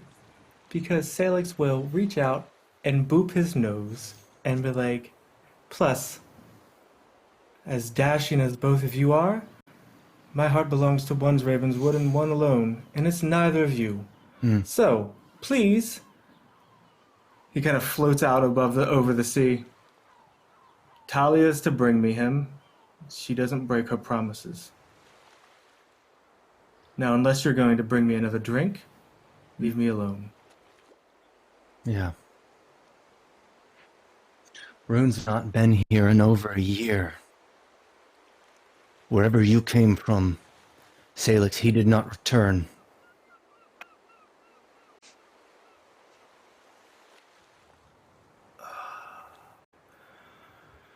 You know, you keep saying that. And the more you say it, the more pissed off it's making me. Now, if my wizard doesn't show up here within 24 hours, then I'll deal with it then. But if you're gonna be back there, stating the fucking obvious, Ronan, could you fucking not? He will smile at that. And you see the scar across his face is far less flattering as it stretches and contorts. It's toothy. It's yellow. He's, in a way, the spirit of strength and decay at the same time. He's built like an ogre. And yet his body seems to be falling apart in every other way. It's typical for a Hell Knight.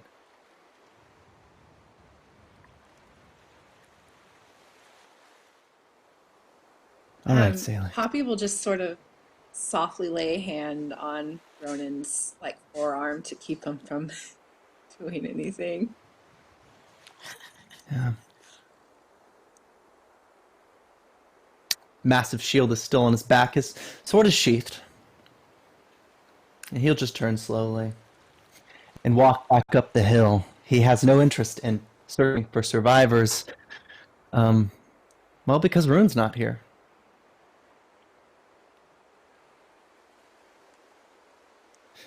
The Vesperin, you've been searching. Is that correct? Yes. Your attempt, your first take on what to do, it wouldn't bear fruit here. You can produce what you would like in the dream when you activate the dream stone. But you know the difference between divination and imagination, and anything you create would simply be imagination at this point. It's a line that takes a long time to learn, because when you're lucid dreaming, you can decide to make things up. So if you really wanted to find Rune, you could accidentally imagine you found Rune. Yeah. Then you'd wake up and you just wouldn't be there. But you've honed in on it, and it's made you capable with the Dreamstone. He is nowhere to be found.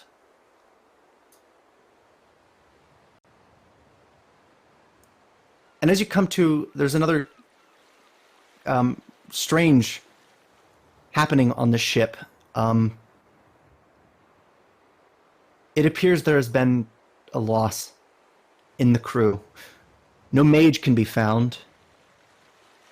There's quite a lot of blood, and Dorf can't be found either.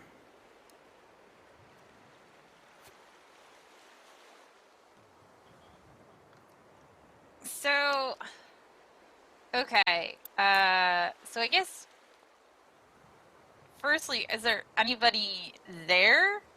that like was witness to it, or are people just like getting off the boat and like pretending whatever happened didn't happen? No, I mean, people are, their top priority is rescuing the survivors, so they don't really have a lot of time to talk, Okay. but they'll be the first to tell you basically everything that happened. They saw this strange thing, this mind-bending, reality-breaking thing that they saw when they entered, and then that rune didn't make it out the other side. They don't know why. Oh my god. Okay. They'll tell you the mages are dead, but you also can't find Dorf. There's a lot of unfamiliar faces here. Who killed the mages? Like, The did The they? fall. the spell itself. Oh. The maelstrom bit back on the ritual. That's all the details they have in this moment as they're just trying to rein in the chaos and sort out what happened. But Okay. what would the next And couple none of hours them be like for the three of you? None of them saw Dorf either? Like, Yeah, so they saw a lot of. You can make a perception check for me now that you're zeroing in on that one. If you want to search the crew, because you did, I think you did meet the crew before they left, so you knew who left. yeah. That would be helpful here as they're wrangling up the survivors. Hey, that's a good roll. Ooh. Okay, well, among the bodies, there are a couple of dead mages that still made it over. You can count them in your head. Your idea was like, okay, well, if someone's missing, let's just add up who we know is here, and then we'll know who's missing. And with that check, you find Waldorff. Not moving, but not dead. He's not at all as you recognize him.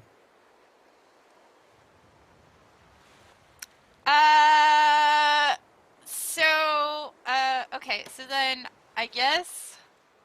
So first of all, what does he look like? Okay, yeah, so briefly, he's about as tall as you are. His hair is your length, tied in a tail, but it's similar to his exact braid pattern of his beard, except it would be long hair. Dwarves have strange ears, but they're not like this. These are the ears of a pure-blooded elf. So I feel You like Raise raised there, unconscious. this is like another one of those moments where Vesper just like has that "not today, Satan" look, and it's just like, I need to find the Raven's Waldorff. and fucking kill him.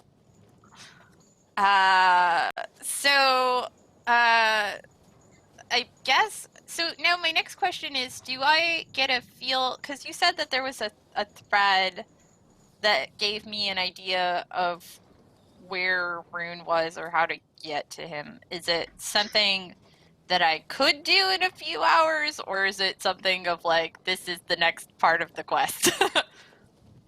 Yeah, I guess, yeah, the safe thing to do would be to wait and play it safe and try to learn how to use Rune's version of the stone so you don't mess up. They've been kind of kept So separately he made for a reason. because he made the nightmare, or he has the nightmare one, or is it? Right. Because I thought mine Yeah. was both of them together. I think either there are two, or there you had one half, or you have a half, and it was formed, and he has another version. But one way or another, he has a version of the Dreamstone that acts as a.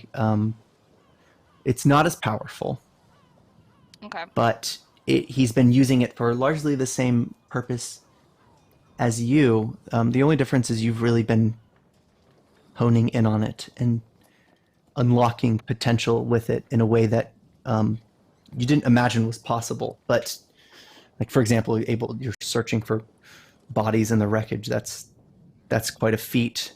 Now, yeah, you managed to find his aboard the ship. Okay. So, his stone is here, or I just sense his, like, where it is in, the dream space? Well, through detect magic, you can locate it. You have a sense Okay. of you can, yeah, you know that aura like the back of your hand. So, you imagine if there's a way to communicate with him, or if there's some essence left over from the fuckery that is what he just did, Yeah. that would be a good clue. Okay. But I can't follow that right now, right? Yeah, I mean, for now, it's probably about, Okay. yeah, it's about the survivors. Okay, And maybe talking to Poppy. I imagine you two are pretty Yeah. close.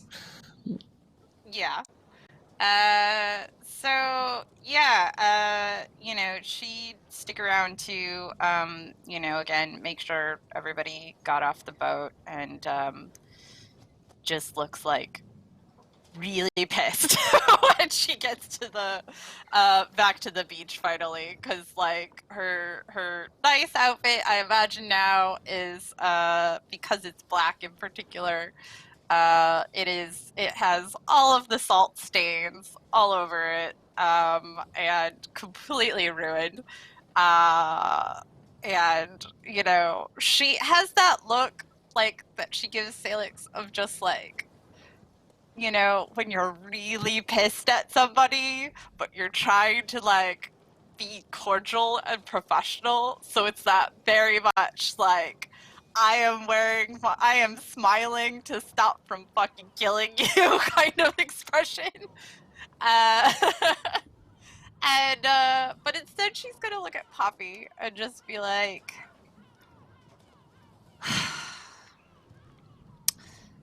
so I have an idea where you might be, but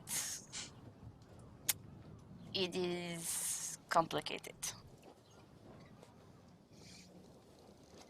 Seems like everything with my brother is complicated. And if it's not, he finds a way to make it more fucking complicated. That seems to be what he's good at. It's fucking ironic that, these all had to happen on the same day we got out of the Dream Gate in the first place. Motherfucker. No offense. I know you love him and you're obligated to, but seriously, motherfucker. You ruined my special day! Congratulations. By the way, saw your wife storming off just a little bit ago, so good luck with that.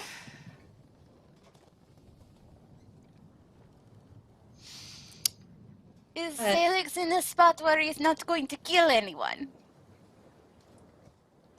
Have you talked to Sailix yet? When I stopped him from creating a whirlpool of weaponry and, fucked up bullshit that was going to get, all the Albatross killed, yes. But it was not much of a conversation. It was more of a very, one-sided affair where he let everybody do their jobs. By the way, this is Waldorff now. I assume more, courtesy of your brother. Stop. Yes. Mm-hmm. That's an elf. Waldorff is a dwarf. This is a Waldorff. Perception versus will No. DC if you're trying to sense motive, by the way. What's bubbling under the surface here for Poppy? What's that confusion, huh? Pure confusion. Oh, Hey, yeah. okay. So, Rune is gone. I don't know what's going on with Sailix. Yeah, that's a whole thing. And you're telling Wonderful. me that this is Dwarf, Waldorff, Yes, the correct. dwarf See. that is now an elf. That is correct.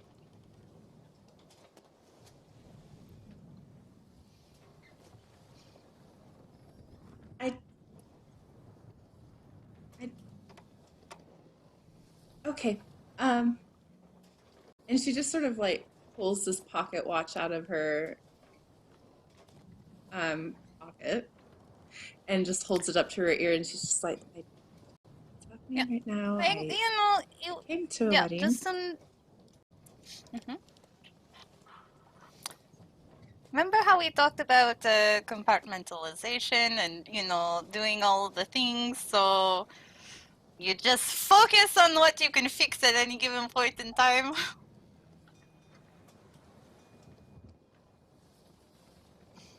They've been gone for a year, over a year. Yes. And then they come back with an elf dwarf, Had to dwarf be elf, today. on your wedding with Mhm. a, excuse my language for a moment, a crazy ass angel thing. Mm, okay. And they don't know where my brother's at. All right. You actually swore. No, no, no. Just once. The moment called for it. So she will bend down. How bad does elf dwarf look?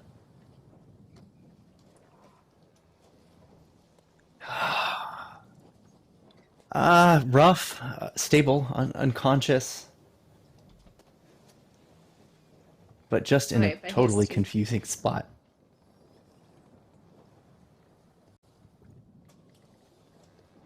yeah.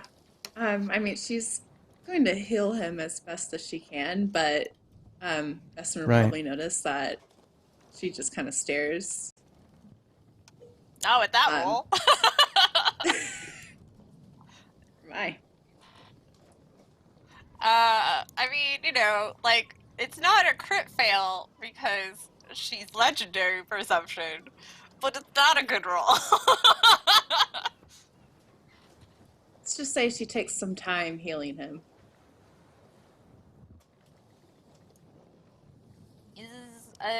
Are his injuries really serious, puppy? There's a lot of wounded down there.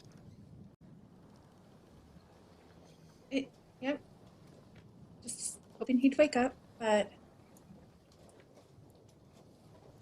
another time. Why is your voice doing that? I mean, what? You are suddenly talking, like this! Oh, nothing is going on right now!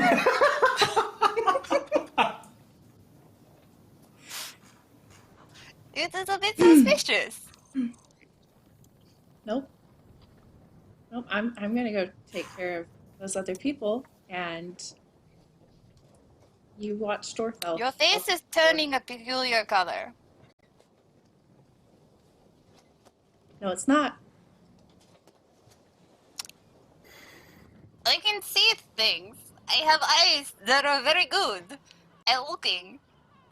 Your face is not the same color it was when this conversation started.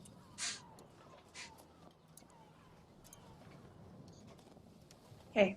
She just sort of looks around between me and you. Do you see his face?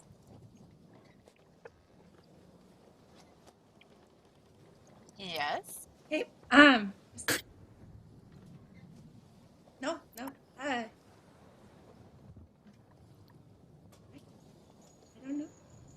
Is there Anyways, something I'm wrong gonna with go. it? No, nothing at all, actually, and that's the issue. But um, just let me know when he wakes up. I'm gonna go take care of the other wounded. You see, actually, out as they're pulling the rest of the bodies, Sailix is pacing back and forth. He appears as if he's walking along the water, still searching more calmly, not as a torrent, but instead looking. Sailix, what do you do? Sailix is just murmuring to himself, talking to the sea, as he's pacing back and forth. His arms are behind his back, doing that, like squared shoulders, chest out. He's just kind of like walking, just looking at the sea as some boards wash up every once in a while, and he's just kind of saying to himself, "You made a promise, wizard. You said you would come back, wizard. Where are you at, wizard? You don't get to bring me here and then drop me off and not be here as well, wizard. This is not how this goes." He spins on his heel and starts walking back the other way. "You don't get to do what you did to me and get away with this, wizard. Why did you do it?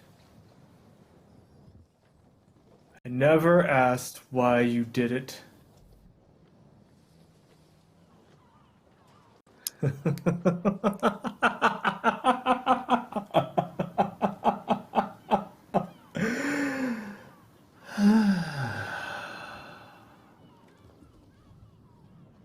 Where are you at, What did wizard? he do, Sailix?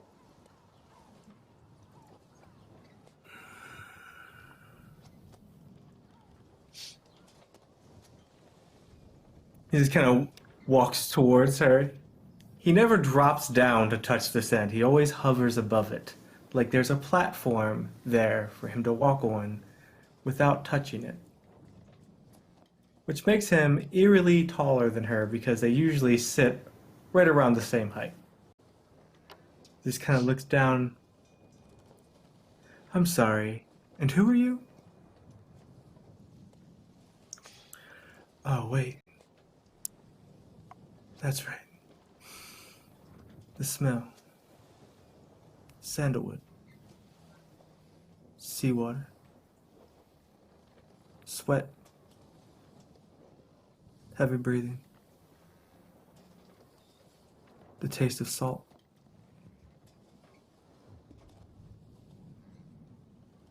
Talia." I don't go by that name anymore. And you know this. It's a shame. It's a beautiful name.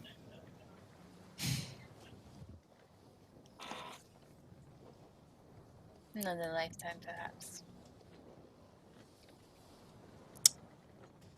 What did he do, Sailix? What didn't he do?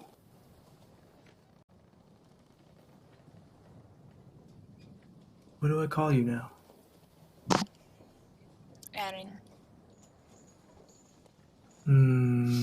Aaron. And his face starts to like shift back and forth rapidly, almost blinking out of existence as it shifts from left to right. He then sets on her. "I don't like it. I'm gonna call you V. I'll not use Talia, out of respect. Her But- daughter gave me my name. We have a daughter."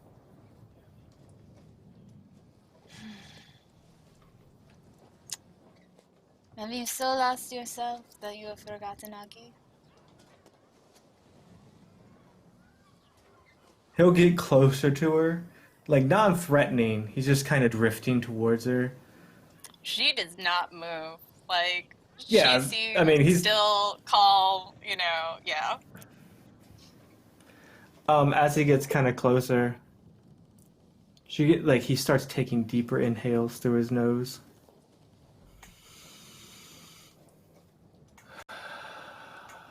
It's been 14 years since I even thought of your name.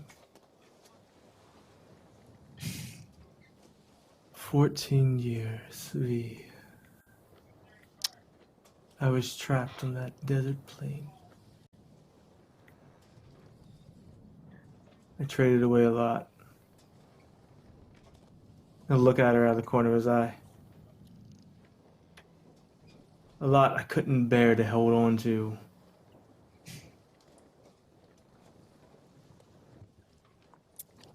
After a She just while, looked. it seems...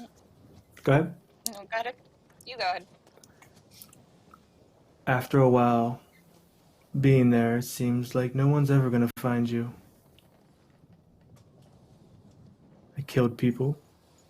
I watched good men die. And I buried men of old age.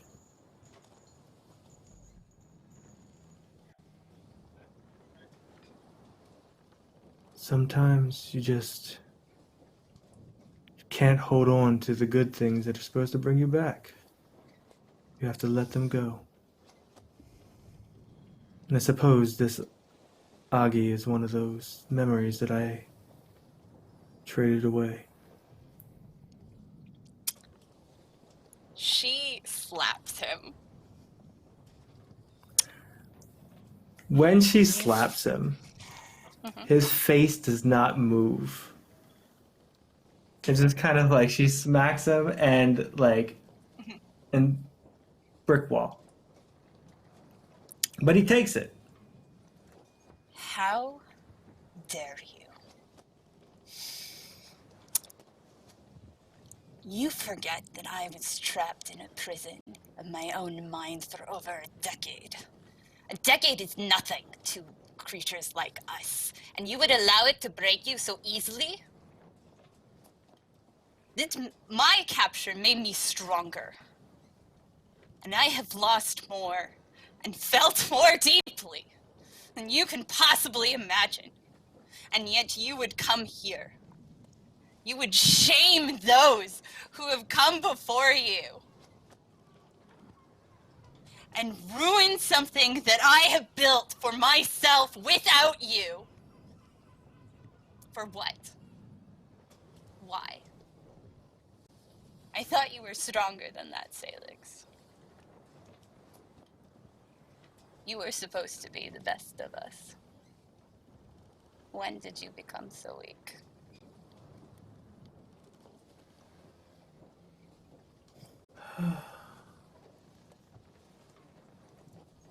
I was never the best of us. But knowing that you once thought of me in such high esteem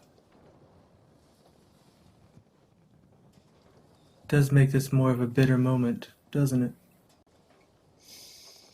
You were always stronger than me, V. Finally, you say something that is true.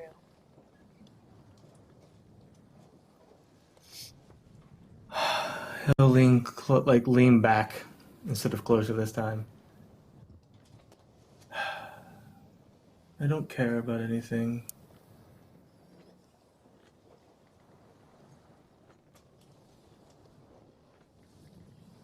Your prison and my prison, vastly different. What you went through, I will never know. I'll never know the strength it takes to bring out oneself from the depths of despair, because I gave in to it. I drowned a woman in sand. Do you know how long that takes? 986 turns of an hour-long hourglass is how long it takes for the body to stop twitching with sand in its lungs. 986. I had to do what I had to survive. And in that plane, you barter away memories like they're currency. So I'm sorry if one slipped by. But you don't get to come here. Tell me of my weakness, because I am well aware.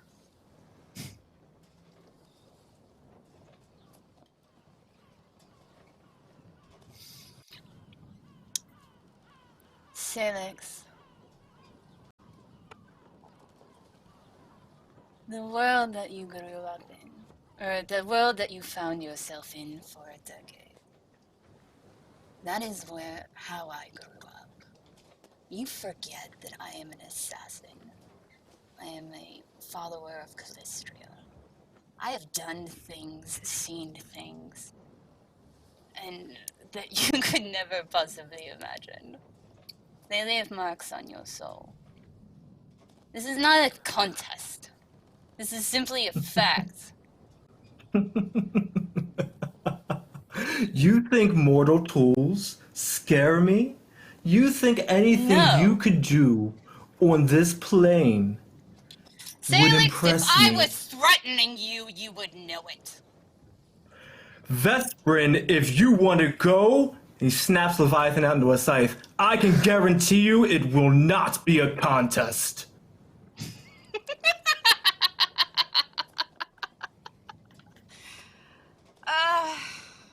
Still so arrogant. I'm not arrogant. I just have nothing to live for anymore. If I die, I can guarantee you I'm taking you, your wife, and all of your family with you.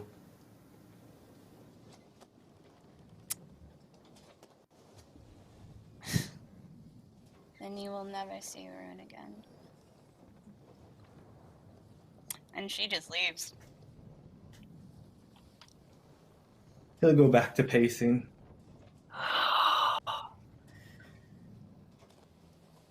Okay. All right. So, to set it up then, what we have, the Vesperin has a piece of Rune's equipment. It's much like the Dreamstone. We do associate it with nightmares based on the way Rune has been using it. She's headed back up the cliff to Cypress Point. Most of the people have been rescued from the shore. The Order of the Albatross have rounded them up and brought them in. People are becoming acclimated with Cypress Point. The body of Waldorff Skysteel, the elf, we'll call him, is brought up to, I guess, any place with a viable bed. You'll notice this place has seen extremely busy renovation for the some 16 or 18 months, it looks like, since you've been gone. Been building it up, but the guests are very concerned and confused, and in a sense, they have no idea what they're supposed to do right now. Because they're expecting a reception, but instead they saw a ship fall out of the sky. Threats made between a Ronin Ravenswood and a Sailix, and then, well, one of the lucky ladies of the hour has been threatened to an audience. They watched as Sailix drew a weapon. But nothing came of it. Everyone is going to sort of pretend it didn't happen. As the hours pass on, I will start with Vesperin. What do you do in this situation? You have so much going on. It's not even funny. What would the Vesperin consider top priority?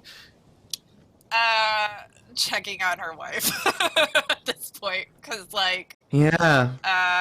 Yeah. She kind of, just wants you to worry about the other priorities. Yeah.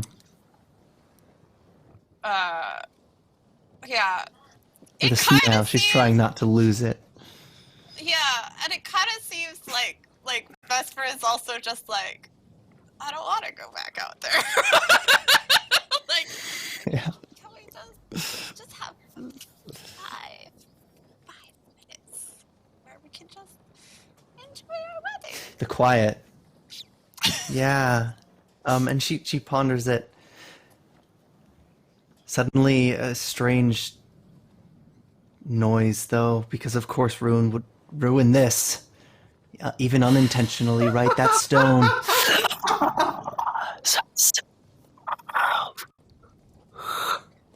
Sound of air sucking. The strange.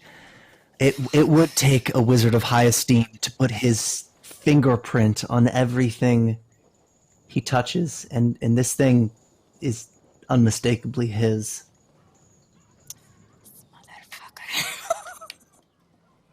I hate this wizard. You get nothing but a, like but she a just glare. has like she just has like angry tears down her face at this moment. Like I hate him so much.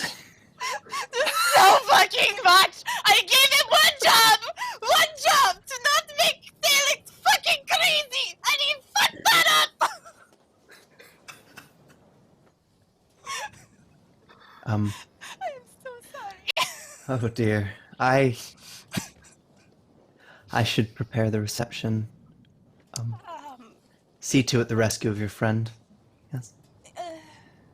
She just kind of like looks at her and like takes her hand and just says, "You are way too good for me," and then leaves. What do you do with this stone? Throw it into the ocean. Tempting. Yeah. Very fucking tempting. I guess she would go to look for Poppy?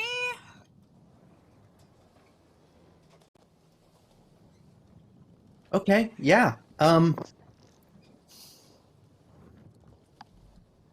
then, I don't Poppy, know. are you... Are you with Waldorff's body, Poppy?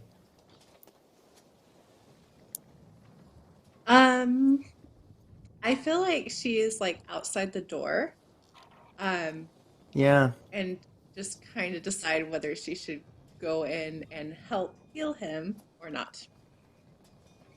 Yeah, so healing doesn't seem to help. It has a pulse. It's Yeah. a strange pulse. Something is really odd here.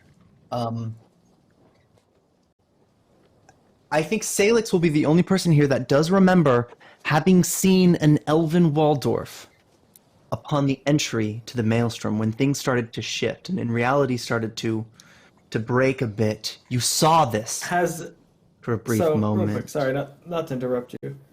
No, you're Has good. anybody told Sailix about the elven Waldorf? Nope.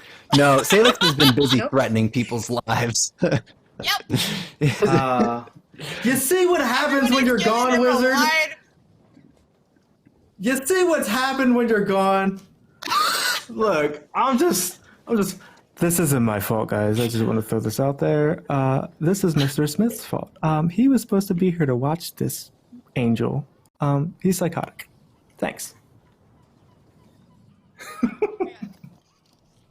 And yeah, so you've taken him to a room. It's kind of triage status, making sure people are okay. There really isn't a hospital here because it's not the type of place you would expect to need that. So I imagine maybe top floor of other businesses, anywhere you could find a bed, maybe even like a bathhouse, somewhere you can just find a place, a sterile place to try to see what's going on. You're with this elf with the pulse. Strange and erratic, but he's conscious and he is breathing. Poppy, I don't know what you would do first, but Vesperin would arrive as you're doing it.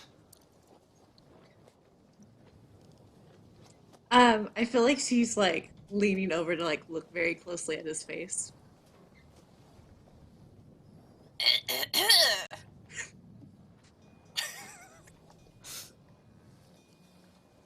Should I Aaron. leave you alone with the unconscious handsome elven man? but I will warn you. That is a big no-no in my religion, at least. Consent is very sexy, I have been told. I wasn't doing anything. No, you are just very closely, longingly gazing into the eyes of the Waldorff. Which, for perfectly innocent reasons, I'm sure, that have nothing to do with now he has long, luscious locks of hair and a six-pack and, is over 6 feet And his eyes tall. are open. That's unsettling. And his eyes are open. Oh. I'm gonna go now. Poppy, I just had the strangest dream. Where am I? Is it the same You're voice? It's a little higher, I want to say. Not quite, but the Yeah. accent is still there. Yeah. It Hello, Waldorff. feels different in his throat, but he hasn't quite clued into that yet. Hello, Waldorff. You are in Cypress Point. You have just gate crashed my wedding. Hold on. How are you doing? We're not sure this is Waldorff yet. Well, It's definitely. Hey. congratulations on an order, I suppose. Mm-hmm.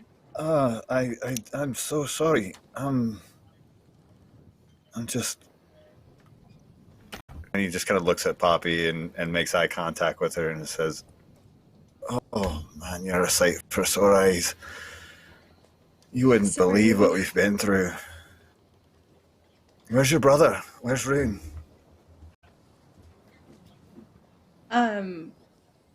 I feel like Poppy will suddenly grow a little bit more somber and serious. I'm not right sure where he is. Ronan says he's not on this plane. But, Waldorff tries to sit up and swoons a little bit, lays back down immediately. Oh, my head.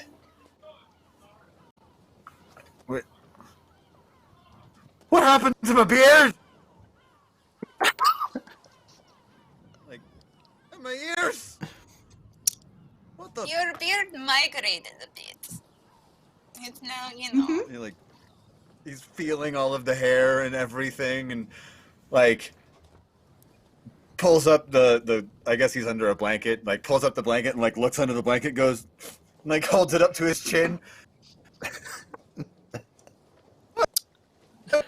Now, when he does that, like, Vesper gives Poppy that look of, like, you did it. I didn't do anything. Mm-hmm. I was just sure healing. somebody out there believes that. That was out loud. And he's holding the blanket up to his chin and is looking very lost Right. and very discombobulated at the moment. Mm-hmm. Yeah, no, you have no trouble, I mean, covering your elven weapon specialization that you've just gained through this, but now, but you notice you...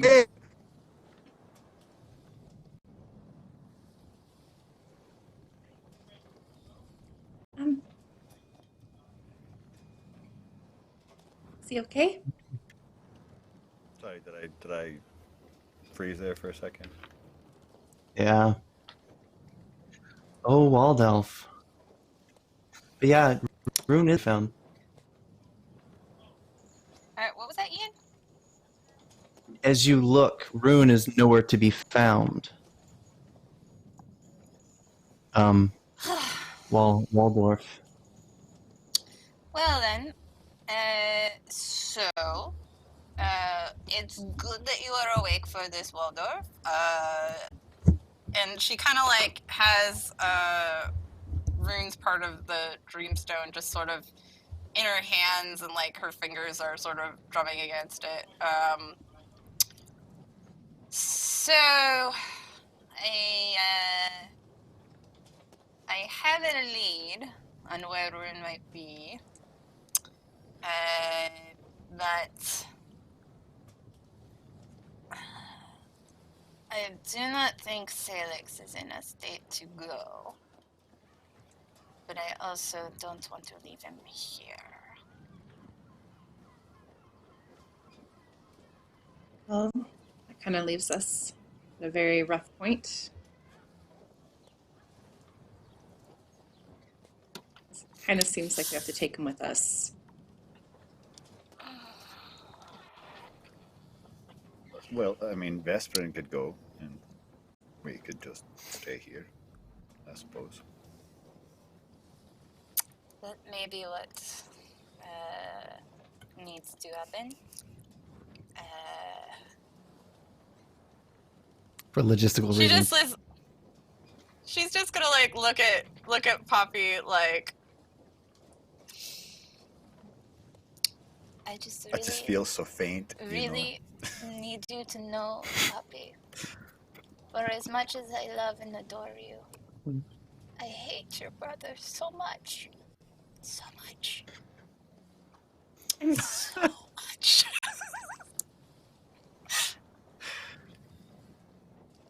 But you, Poppy, you are perfect. You are. How could you, this wonderful person, be related to the living embodiment of a dumpster fire? He's not all that bad. He has his moments, you have to admit. He comes in handy more than a couple of times. You don't know him nearly as well as I do, Dwarf. Then shrink I've back, known him like, longer. kind of When hide you've under known my him blanket a little longer. bit more.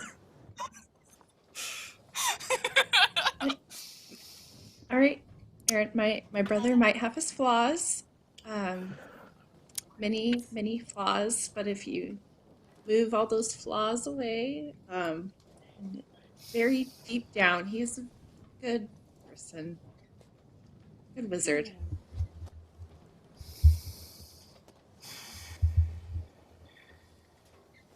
Good brother that disappears for years.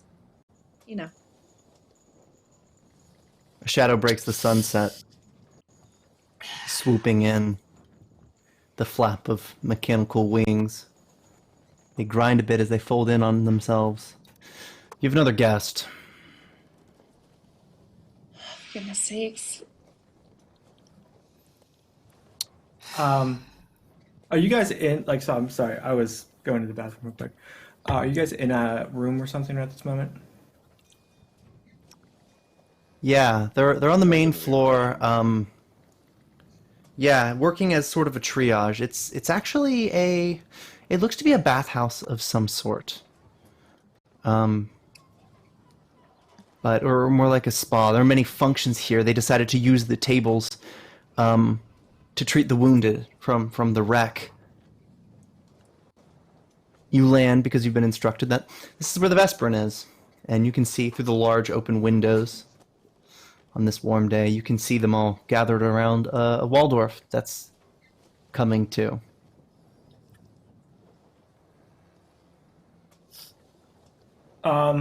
So Sailix just kind of opens the door. He doesn't knock.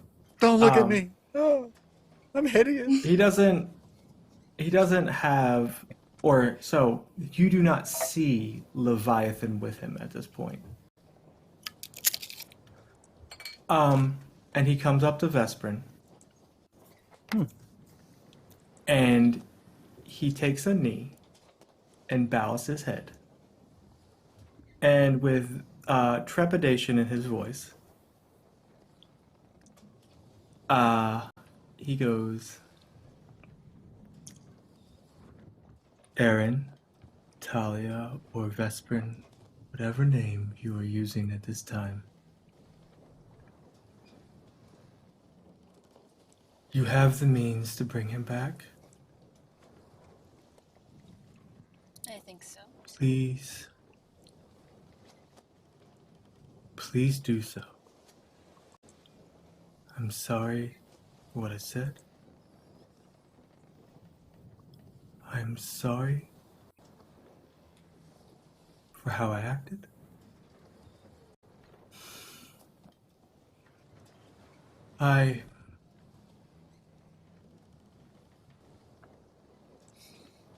It's difficult for me, but I will not make excuses for my weaknesses, as you has pointed out.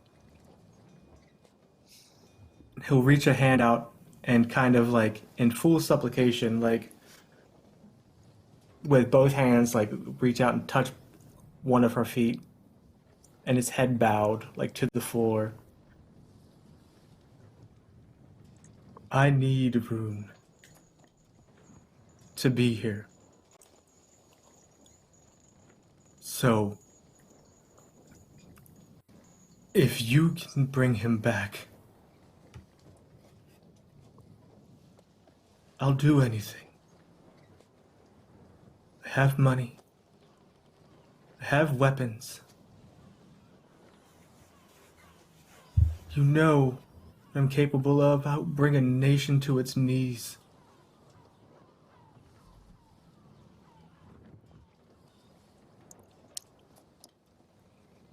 We'll find him, lad. Get up, He always comes Sailix. back exactly when he intends to.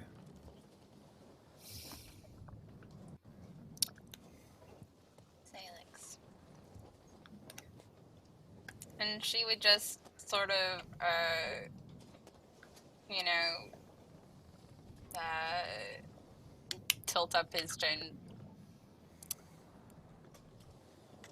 When she sees his face, like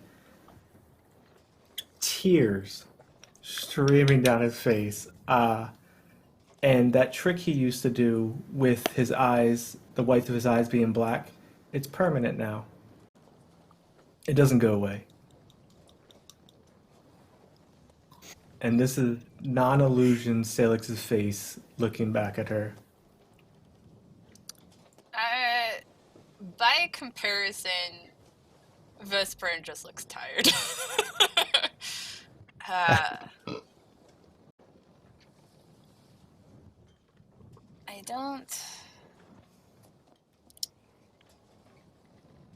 I don't know what you went through. And I don't need this. What I need is for you to focus on moving forward. I need you to believe me. I tell you.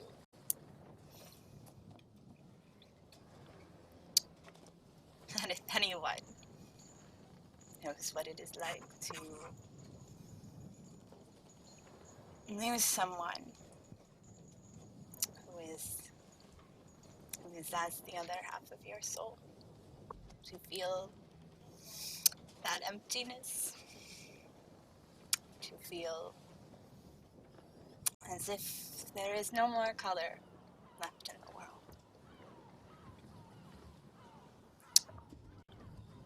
I need you to believe me when I tell you that I know what that is like. So I will find him. And I need you to behave yourself and not destroy what I have built. When she says This is that, all I have. when she says that she will find him, he'll just kind of go like this.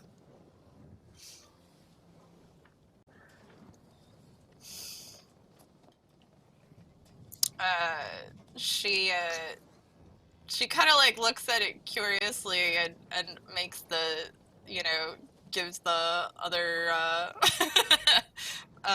pinky promise or whatever.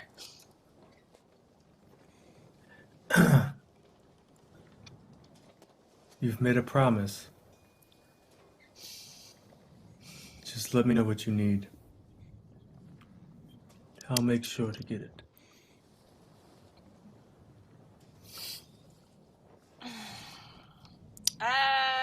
Ian, Yeah. I have an idea of what I would need? Like, is this a dream walking thing, or is this like I don't really know how to use the thing I have. Yeah. Basically. Yeah, so I don't know if the Vesperin had a lot of experience with Rune's version of the dreams. He dealt in nightmares and night terrors, and what those bring is a peculiar state in which oftentimes it finds you instead, and it sort of enraptures you, radiating outward. So usually you will fall into a dream, a nightmare spreads out until it finds you. The others won't see this, but you'll see it as black smoke spewing from the crystal. It's like a call. If you answer, it will manifest. Okay. And you can bring with it your friends. It may do so by itself, but suddenly that eerie, otherworldly nature starts to seep from the crystal itself. So can hear his voice. She looks at the party assembled before her as the stone begins to radiate, and especially like looks at Sailix and says, "Where we are going is going to be the embodiment of a nightmare. You will face things in there that I cannot even describe. I do not know what power I will have within it, if any, as I worship at the altar of the goddess of dreams, and the nightmare is anathema to her. Just holding this thing makes my skin crawl. You remember what it was like, Sailix. It is very likely the demons that you are chasing your mind right now will be within this space. If you wish to come, then take my hand. But it is also... Sorry, go ahead. I didn't mean to cut you off. You know, and again, like looking at Dorf and Poppy, like she's just like, they're if you wish to come, just take my hand, but there is no shame not wanting to go either.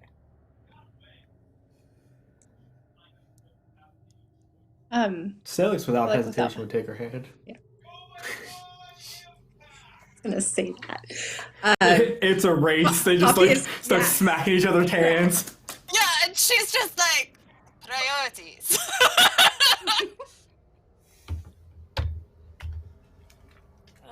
Dorf, you really should rest. You're not leaving me behind. No. I'm I can make sorry. Do I still have clothes on? Or am I like? Like it based on the description. I definitely did not have a shirt. Sailix lifts up the blanket, like throws the blanket off of whoever's on the bed because he doesn't know that's Dorf yet. And he's like, "I'm sorry." He's been treated for wounds across the torso.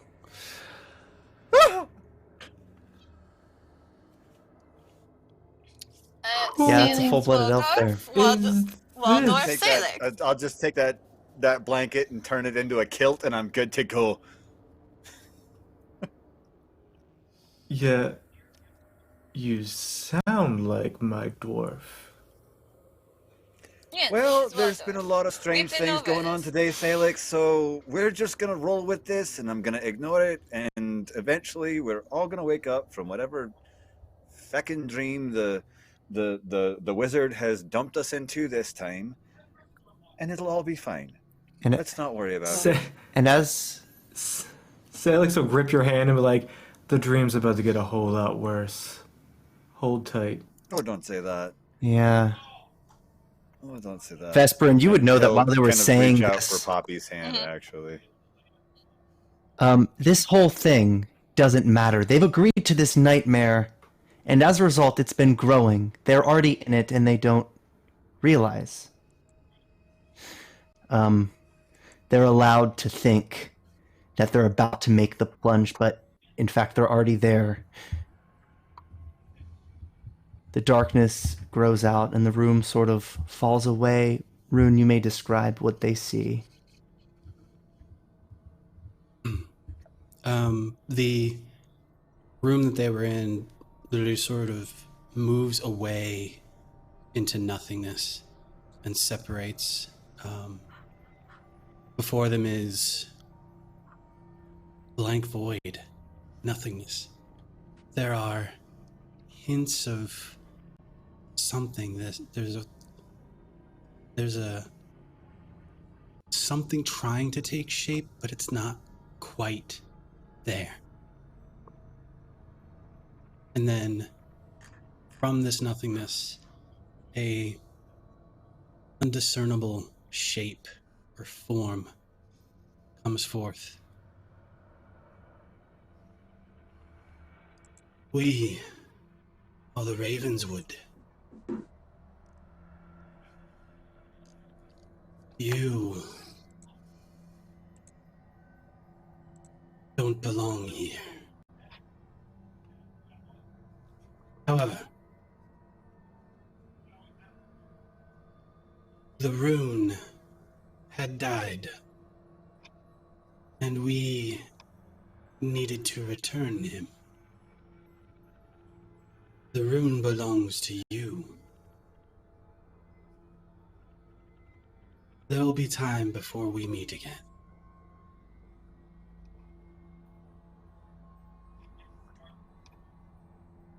What do you mean? He died? Oh, the rune.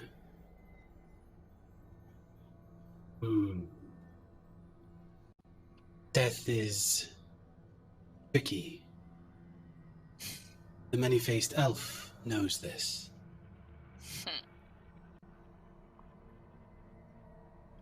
There are those,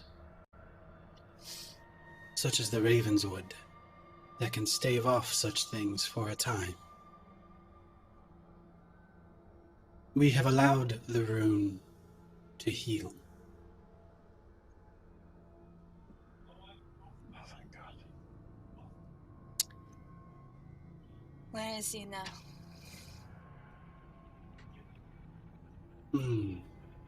He is here. Soon. Or was.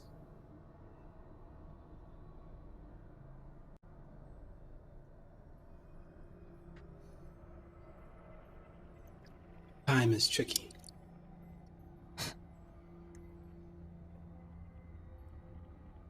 We have need of him. We have great need of it. The Ravenswood is known. The rune will be needed soon. For now, the rune must return.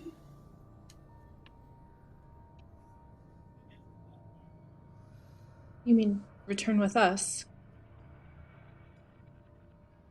You are of the rune.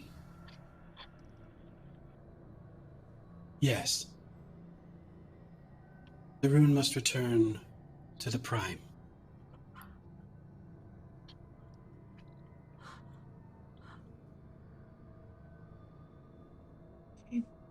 And where is he? Where is my brother? He is here. Or was. Perhaps will be. He will be where he needs to be. You are concerned.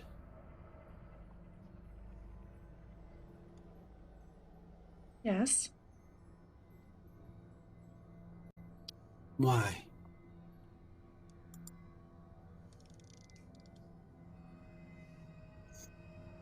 It's just my brother, and I feel like that elf over there is not going to be as patient.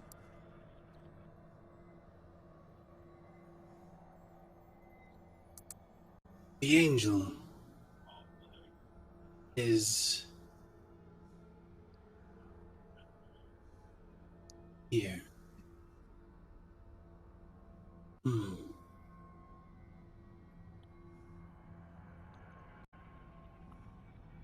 The brother rune. You'll be returned.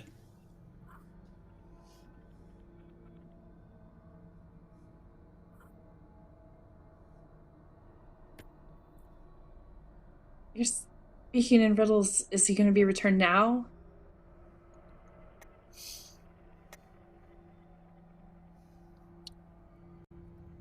The Ravenswood cannot understand the when. Only the result.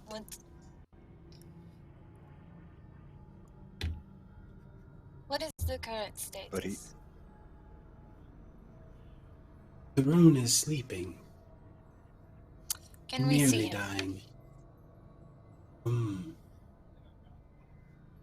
He is in the void, unseeable. But you will soon. I believe. Why can't you take us to him?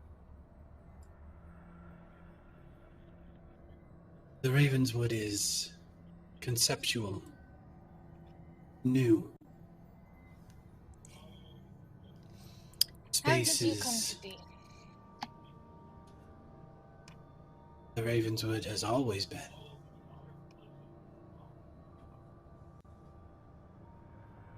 She just sort of looks at Poppy. I think I had this conversation with Legion recently. It's a little hard to track, but they don't do time terribly well.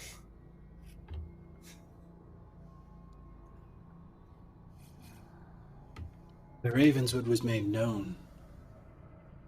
And so the Ravenwood always was. And yet is now here. How Yeah, that tracks. was the Ravenswood made known? That is not for the Ravenswood to answer. What do you mean? Wouldn't you know? The question is not for me. The question And is who's for it you. for? Again, I made the Ravenswood known. When you smear a wizard's sigil around the god of madness's plane, eventually they take notice. Hey, that part I remember. Sailix steps forward. And if you are here because I whispered you into existence, bring the me angel my is wizard. egotistical. If anything.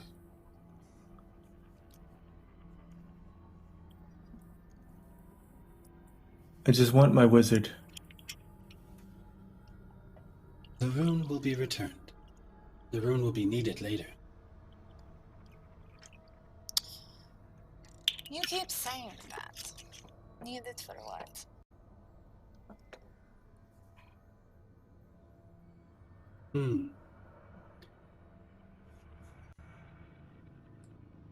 Unknown. Simply known. Is there an entity in front of them? I'm sorry. There is a form. It is very it's hard to there's no discernible characteristic to the form, but there is clearly an entity of some sort.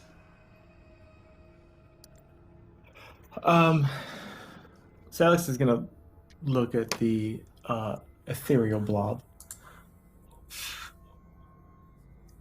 and just kind of,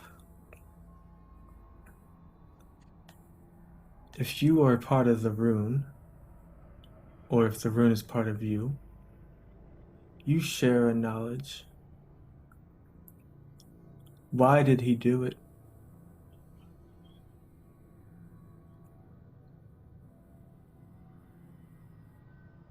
Why did Rune do it? The angel makes assumptions on the connection between the Ravenswood and the rune.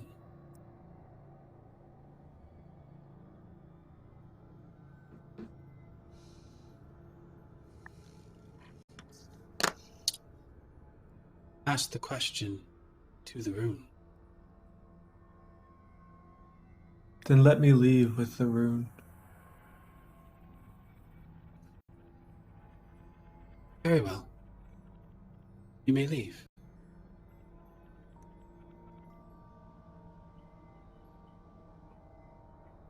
And with that, the room that everyone was in comes back into view and surrounds as the void dissipates as quickly. On the ground in front of everyone is a fairly naked Rune.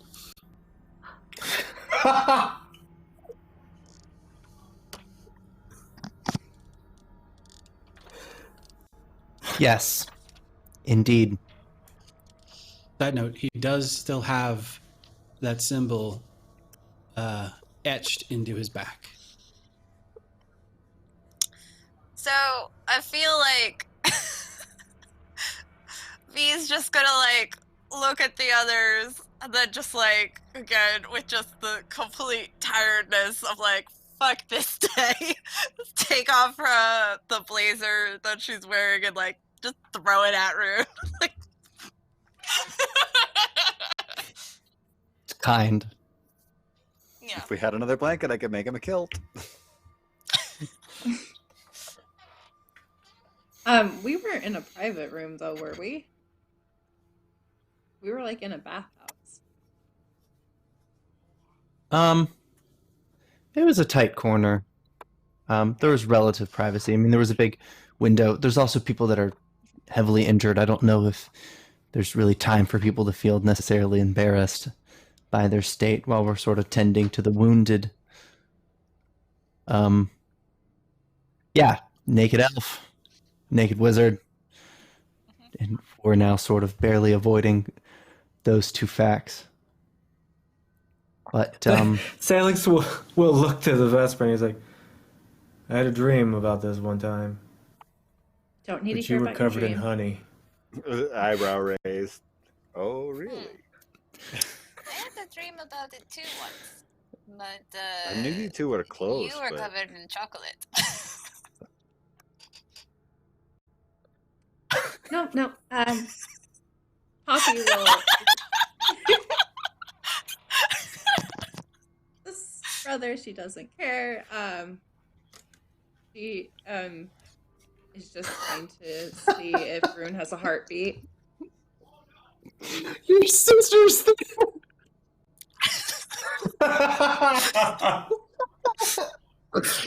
Oh man, that was not. That's funny. Well, she's making sure you have a pulse, and you're good. So. Snack. Eyes averted. All right. Mm-hmm. Hey, again, like he has a jacket that was thrown over the bits, so you're fine. Yeah. No. It. I hate today too. Yeah, it's becoming a whole day Yeah. for quite a lot of people. Vesper just kind of like gives Rune like a little kick and just like ruined my special day. Sailix is like, And she gives like is there Sailix the look of a- like, no, I deserve this. as he kind of like acquiesces and shrugs, Is there another bed in the area? I Yeah. imagine this is probably the converted day spa, right? Like they probably Yeah. just.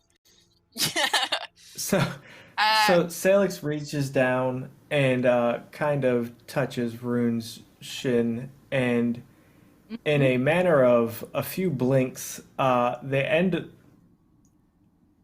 posed around the room as Rune is kind of like thrown against the wall in several different places as they blink out of existence and back in before he hits a bed with a blanket over him. What? Salix stands next to the bed. I think he'll be okay here before he wakes up. I lost your jacket. I'm sorry. I feel like Waldorff would be in like full medic mode at this point in time, but be very clumsy because he's not used to like the length of his limbs and how tall he is. So like goes to like try and grab something and like misses the mark, you know. I But he's think you're more dangerous trying to help. than helpful right now. Vesper just like looks at Sailix like, Sailix, I own this building. Next time, just ask me where you can put it. Waldorff looks very deflated. I own things.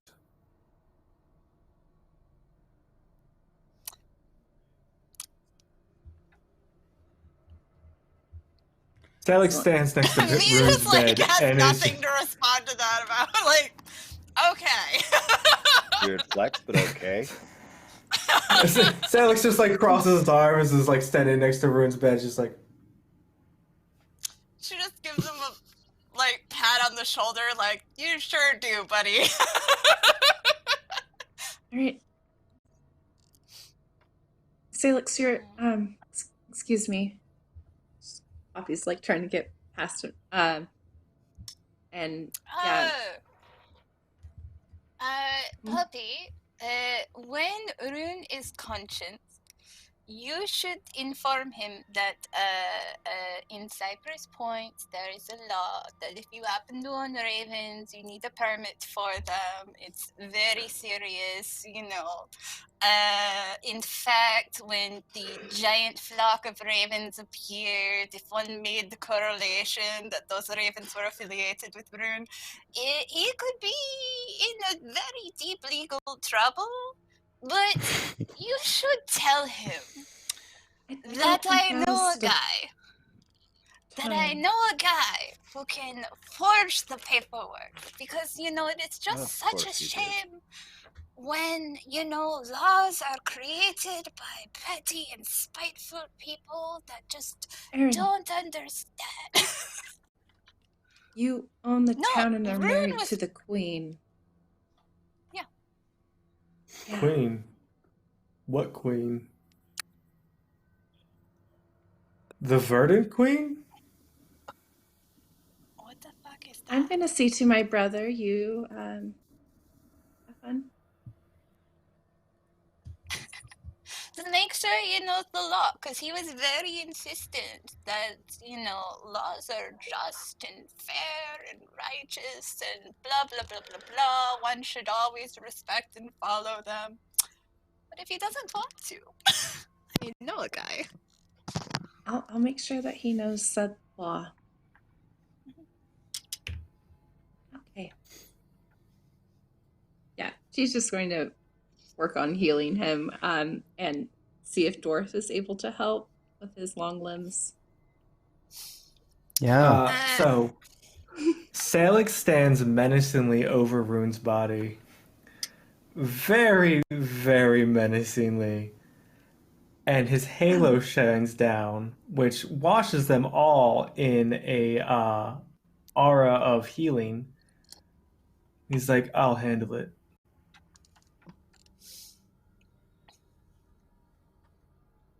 Handle it, Poppy. Thank you. I appreciate the help. Mm-hmm. When you come back in the morning Poppy, to retrieve him, he'll be clothed. I think he's trying to say something.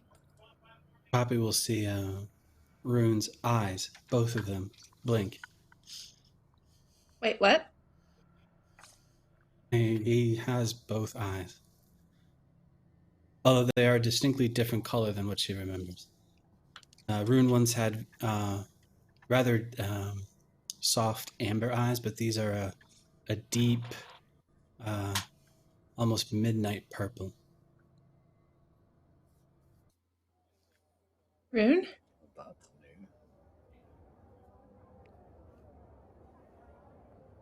new. Yeah. Where am I? You're in the town of Cypress Point. You've just crashed my wedding and ruined fucking everything. Hello, Rune. How are you doing? Aaron? Rune? Who? What? Waldorff just kind of are waves you? from the back. Wedding? Rune? What? Who's Rune?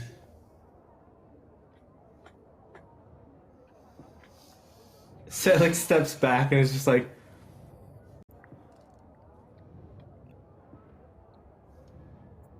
he leans real close. Listen here, wizard, you get your shit together because only one of us can be insane at one time. And that's me right now. He pushes himself back away from Sailix, completely terrified. Do I owe you money? Did I do something?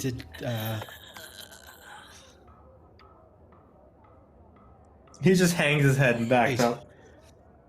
Like, I'm gonna say Vesper gives Poppy a look that's just like, I'm not gonna tell you how much I hate him right now, but you can see in my eyes how much I hate him right now. Sailix will turn and just be like, V, enjoy your wedding night. What's left of it. It's a bit late for that.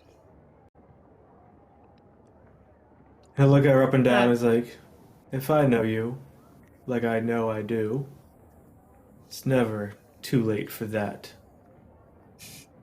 So go, enjoy your wedding night.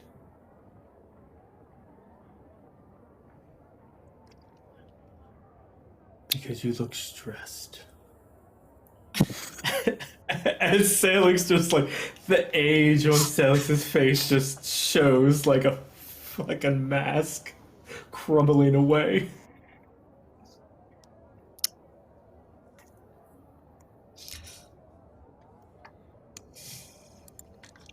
Is it your wedding? Yes. She just married a queen of sorts. Queen consort right now. That's my title.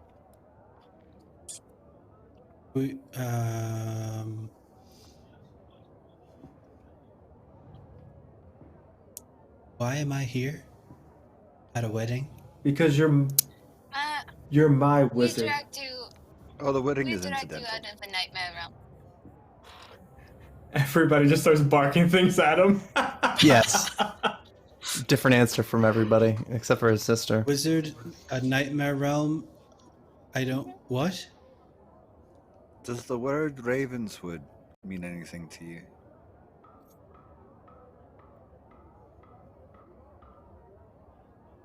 Yeah.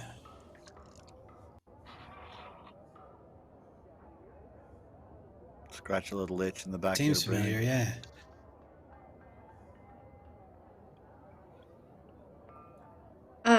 It might take some time, but you'll be alright. Don't you worry. We'll take good care of you. I feel like Poppy would Thank you. finally sort of. Oh, sorry.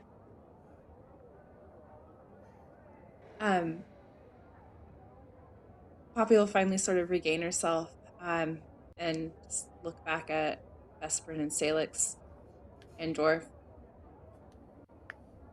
Get out. What? Get out. Vesper. Waldorff is already moving. Yeah. If there's anything you need. And she heads out. I'll just be right outside the door. After Soft, everybody you will be by our leaves, open bar.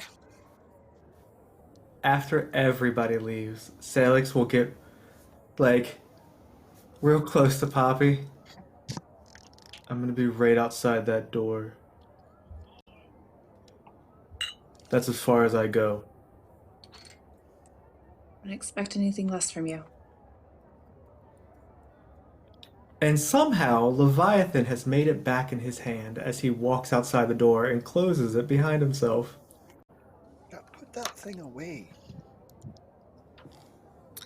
How did I make the big scary man angry? He's always angry. That About doesn't really make me something, feel so- better. You could probably hear Um, Waldorff like gently scolding Sailix from outside the door. Yeah, V would just look at Sailix like, have you eaten? He looks down at his emaciated ribs. Vesper would just grab, somebody walking by and just be like, all right, make sure they eat. Sailix just kind of stands like in front of the door, not letting to where nobody could open it. He's just kind of sets the Leviathan down next to him as it's formed into a spear at this point. Like, you enjoy your wedding night. Oh, I plan to. But I can't do that if I have to worry about you dying of hunger on my fucking property. My insurance rates will go insane. I really don't want that. I'm not hungry at the moment, but thank you. I Food can will eat. be brought to you. Eat when you can. And then she I'll just make gives sure he gets Dorf a something in look his of like, stomach. yeah, she gives Dorf the look of see that he eats before she walks off.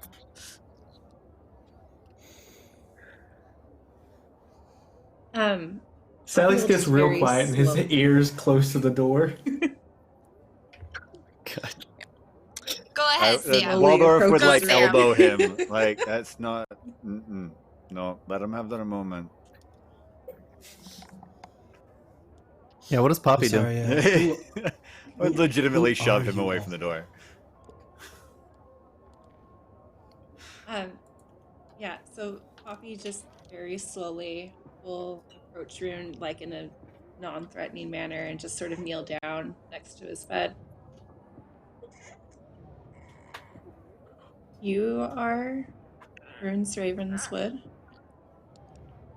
but you don't remember that?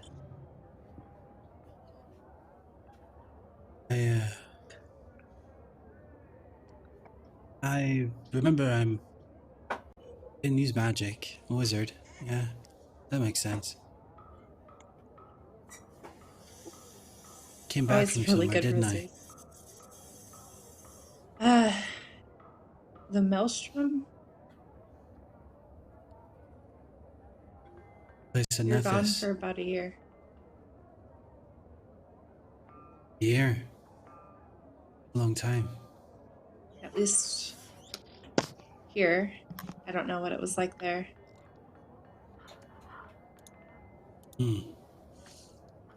What else can you remember? I remember smelling a sweet air. I think I may have been to the plane of air.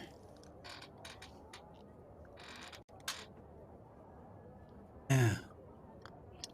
That's the last thing.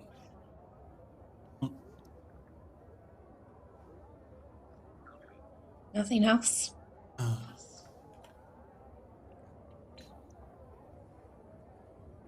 Family, yeah? Flower.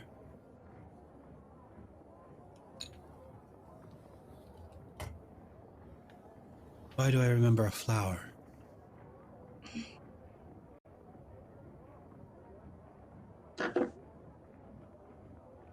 It takes Poppy just a second to try and form words again.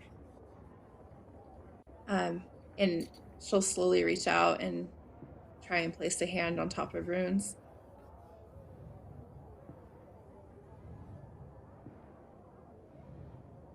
You're safe now, flower. okay? I know you. Why do I know you?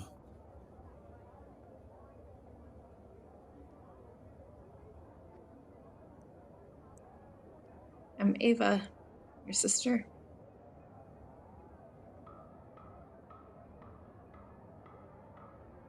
The little angel. Yeah. At that, she would just like throw her arms around him. He sort of startles backwards, but returns the hug.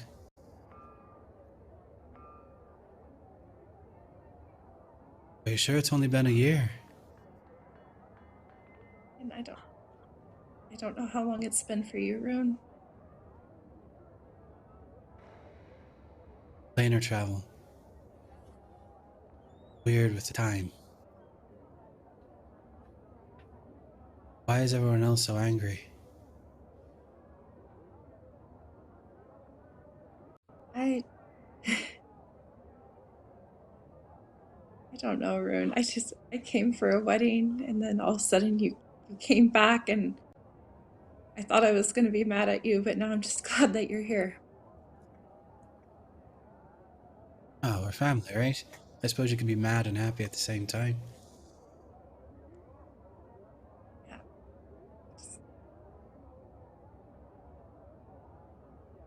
It's not going away.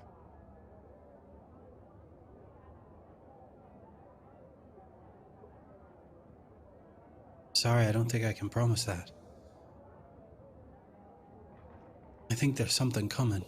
I don't know what it is, though.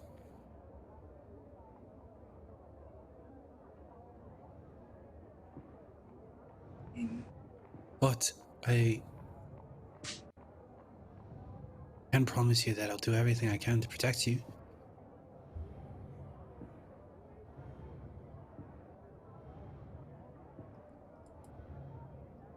You should rest. I'm not tired. I'm not sore. The wasp. The wasp got married. Yeah. Who did the wasp marry? Who would be so lucky to marry that one? I see that your memories must be coming back. Nah, she's not the wasp anymore, though, is she? Something else. I'll figure it out. You always do.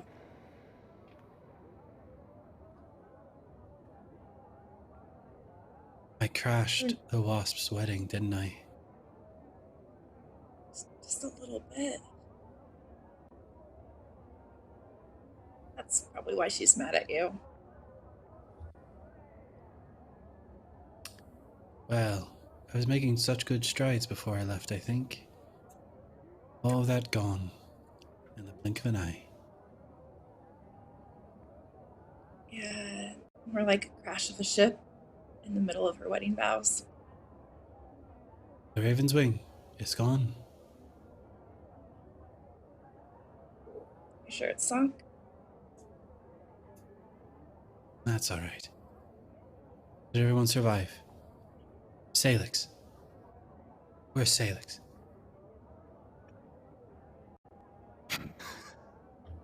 Is he alright? What happened between you and Sailix?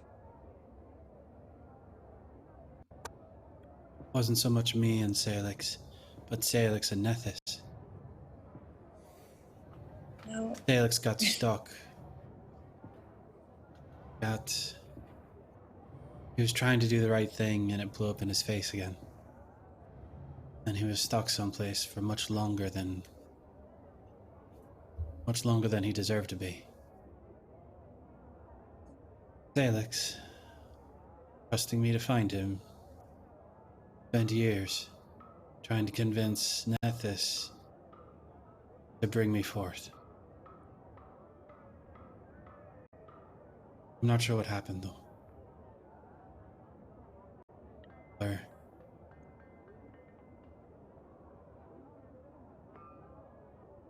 It's right outside the door waiting for you. oh, is he? You're not. I don't think you realize something. But it's not for me to say. Are you listening, Angel? There's-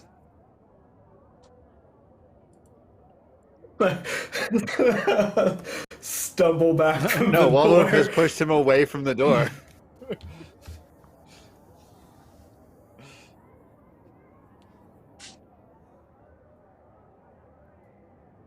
You probably invited go to a crazy wedding, if he doesn't Poppy? see you. He'll be fine, for the most part.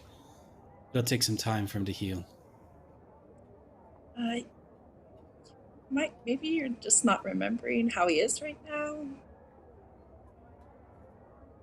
He's a little crazy, I think. Little is not the word I would use. Fair. Nethys' realm is not like Aristal. Nethys is a mad god. He's looking to destroy everything as much as save it. All in the single moment. And Sailix was stuck in his world for nearly 2 decades. I don't think Sailix handles loneliness very well, and he felt very alone, I'm guessing. Sounds like he needs you now more than ever. Maybe. More importantly, though, how are you?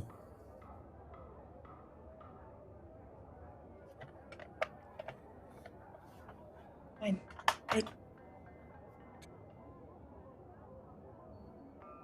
Rune, what happened to you? Are you? And she's just like looking at you with the eyes that you guys used to share, and the same eyes that our mother has, and now that yours don't reflect back. I don't know what you mean. Where did you go? Maelstrom brought the ship back here.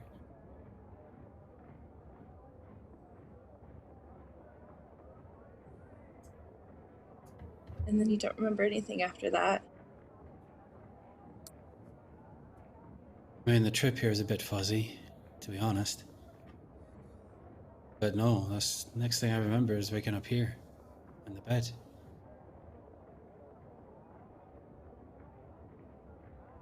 Now I'm just realizing I'm very naked. Where are my things? Why am I naked?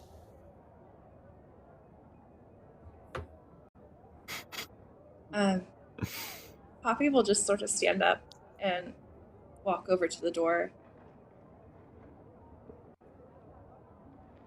We can talk more later, okay? I'm just glad you're back, Rune. There's something wrong, Poppy. What is it? Sailix opens the door and throws a like bag Poppy of would, like, clothes at him. Yeah. Waldorff Like- is like fighting behind him ineffectively. You have 2 eyes, wizard. And one's fucking purple. Get dressed. Want to know what they both are, just so you know. Oh, they all, both are? Give them their Runes it. moment. Yeah, they both are. Okay. Moment's over, Dwarf. She was leaving. Just leave. God, just leave well enough alone. I'll cut you back down to a dwarf size. How about that? Sailix. I'd like to wait. You could probably. Wait, Dwarf. You're not Dwarf. Oh, actually, I am, but what you did must have done this. I mean, it's not half bad, actually. It's kind of an interesting perspective to be able to look down at people for a time instead of having to crane my neck up to all you tall ones. But, hey, it's me. Believe it or not. Ruin is very clearly lost in trying to figure out what the hell happened to Dorf. And Waldorff is also shirtless and wearing a blanket like a kilt. Rune will put some clothes on. Sailix, Just gonna go. you don't need to be threatening to cut people down. We're back home. He'll look around. But, I mean, I don't think you understand what I've been through for the last 24 hours. You made a promise, wizard.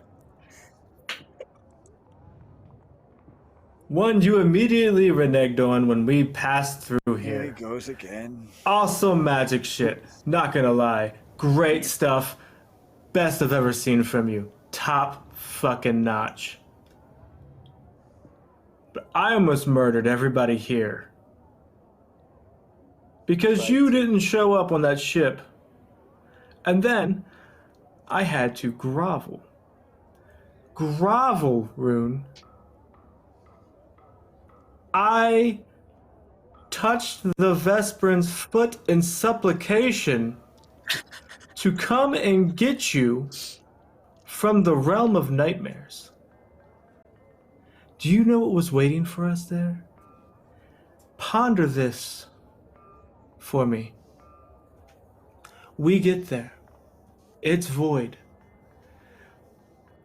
A massive something, ethereal form, if you will, comes down, calls itself the Ravenswood. Real big, just like that. You're linked to something now, Rune. And it kept saying that it's gonna need you for something later.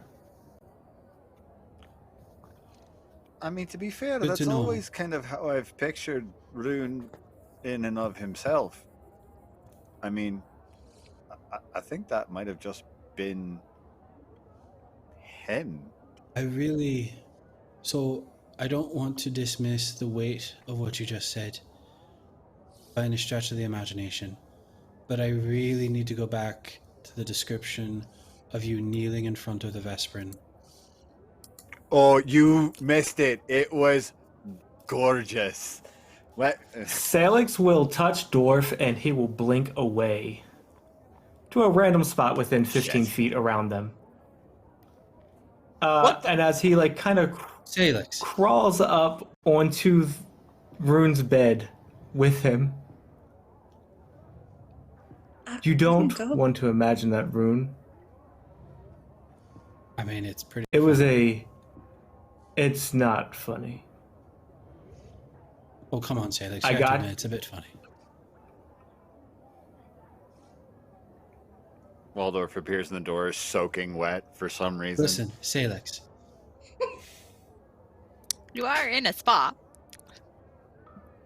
As a point of note, I'm still here. Promise, I Maybe we guess, should kept. go. Delayed, maybe, but kept. Right. Promise. And he'll get real close to Rune's face. And he'll kiss the tip of his nose. Kept.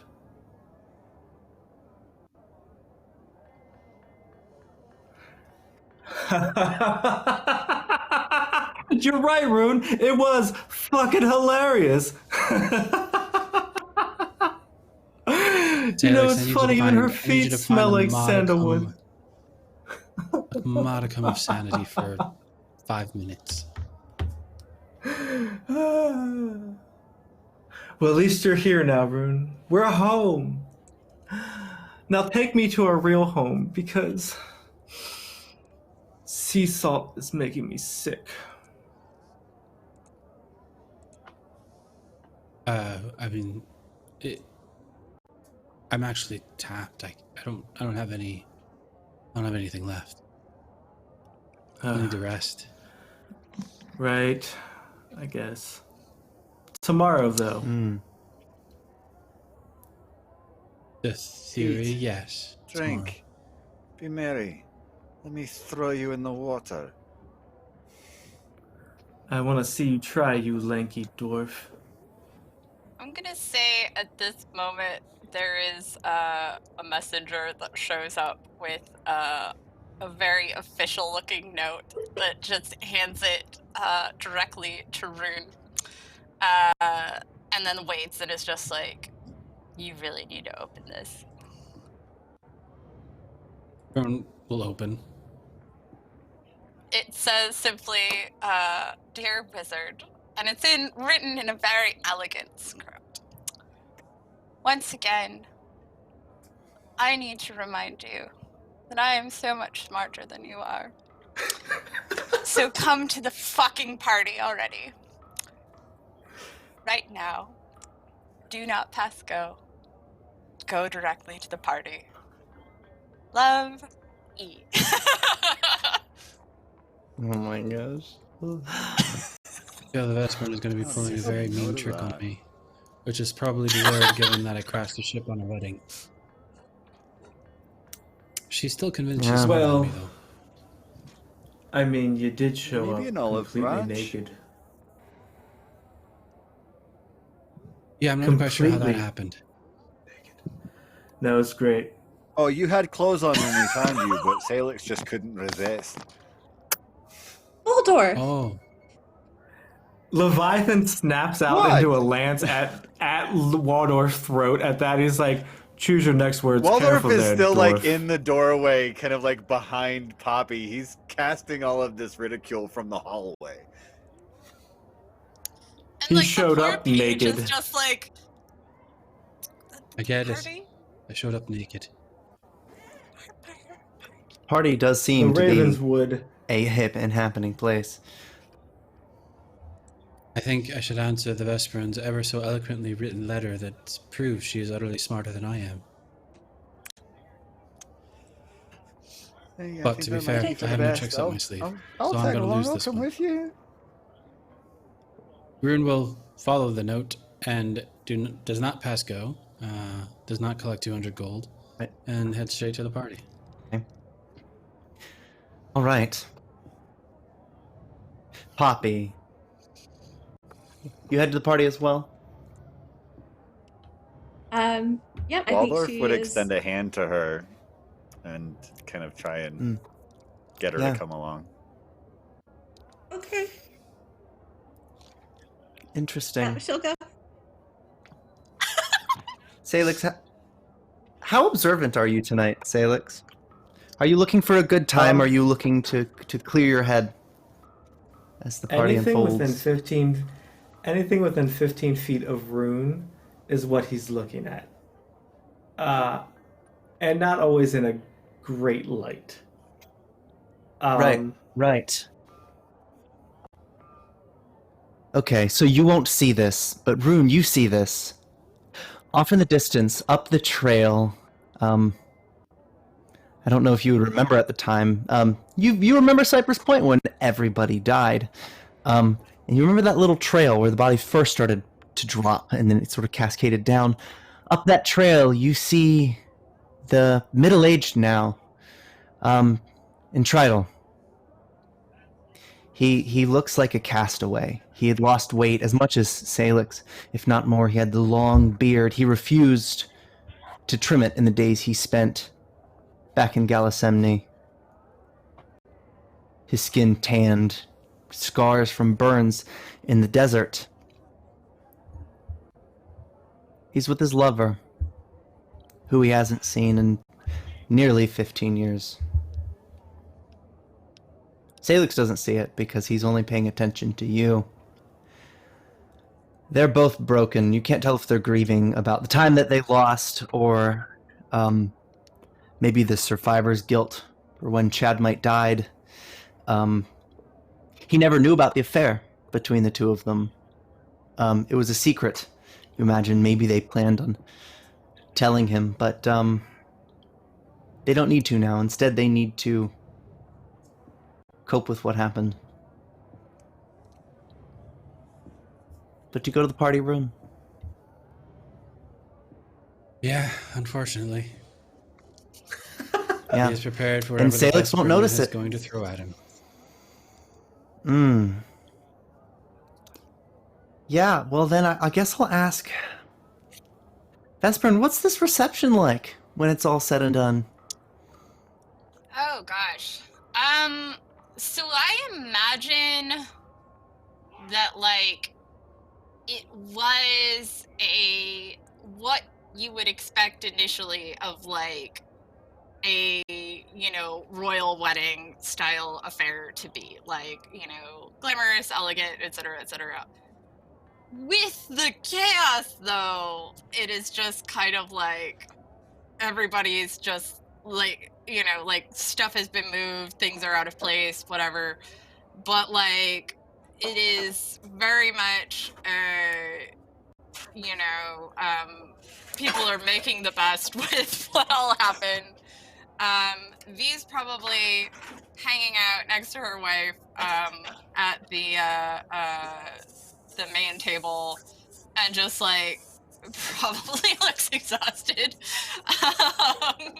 And I don't know, but it's like still trying to like put on that brave face for her of like, you did the hard work here. What can I do for you? Surprisingly, at this point, she is, well, ready to dance.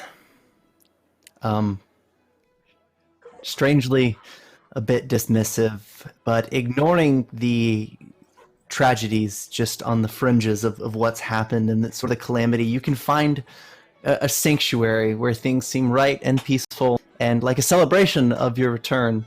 It's not. It's a celebration of a lot of things that went wrong for a lot of time. But when the strings kick in, you don't notice. Poppy and Waldorff dancing, the Vesprin, the Queen dancing. Rune and Sailix. Where are you guys Dancing. right now? Mentally dancing. Okay, Sailix is dancing. With Rune, Yeah. forcefully. Right. A strange, like a waltz. How fun.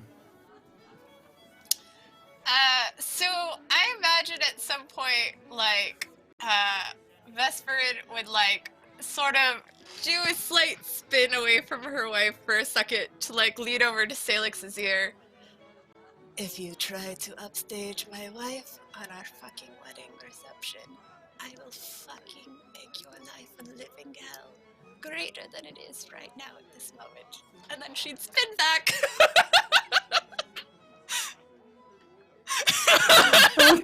I just have this image of them passing at one point in time, and Sailix is like, me breathing upstages her, so try your best. Ooh. Ooh. Oh no. The dance. So do I have Oh, okay. Ian, could I have, like, Yes. just, so I also happen to have adult So, Go, you're dancing. Enjoy your wedding on night. the next pass, she just happens to nick him a little bit. That's just too bad. Accidents happen. Sailix, I'm making you a fortitude save. As the final check of the night. It's my best save. I genuinely feel like Poppy and Waldorff are watching all of this happen and just like sharing that look of like, God, we can't take them anywhere, can we? No, we can't. You're not innocent of this. We'll have you know, Waldorff. You are involved. Don't look at me, I didn't do anything. Waldorff.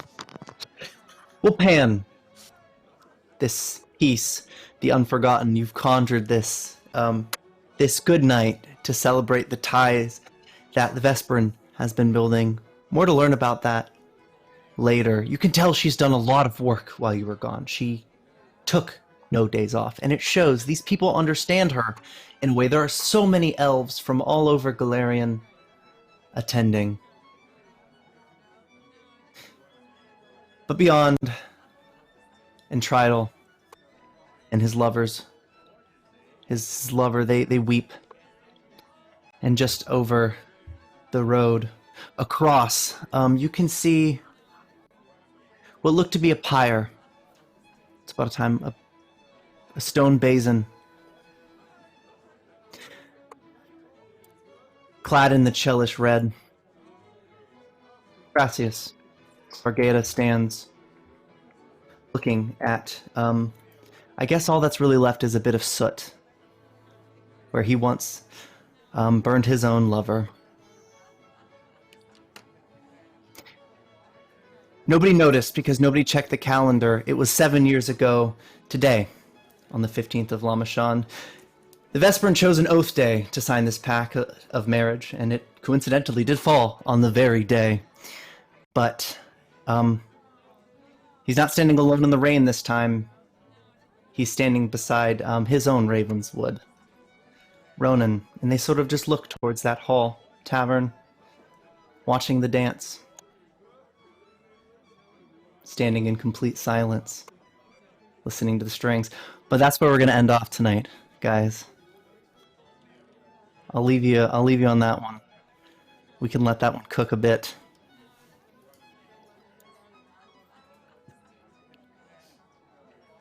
Okay, I'm happy with that. All right, so, dear viewers, thank you for watching.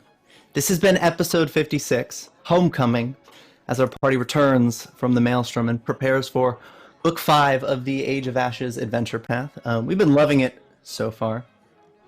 Again, just to bring up our sponsors, I didn't end up using the map from Seafoot Games, but it is returning soon. If you are looking for maps for your virtual tabletops or to print out, Seafoot Games and Che and Piku on Patreon, they're fantastic.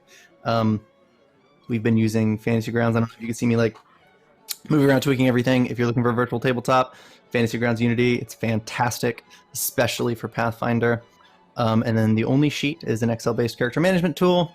Also highly recommend that. It's super nice. It will automate everything for you. But let's do our cast outros and maybe a thought, like what their character might be thinking about right now. Starting with Daniel. Hi guys, I'm Daniel. I got to play Sailix Lavendale tonight.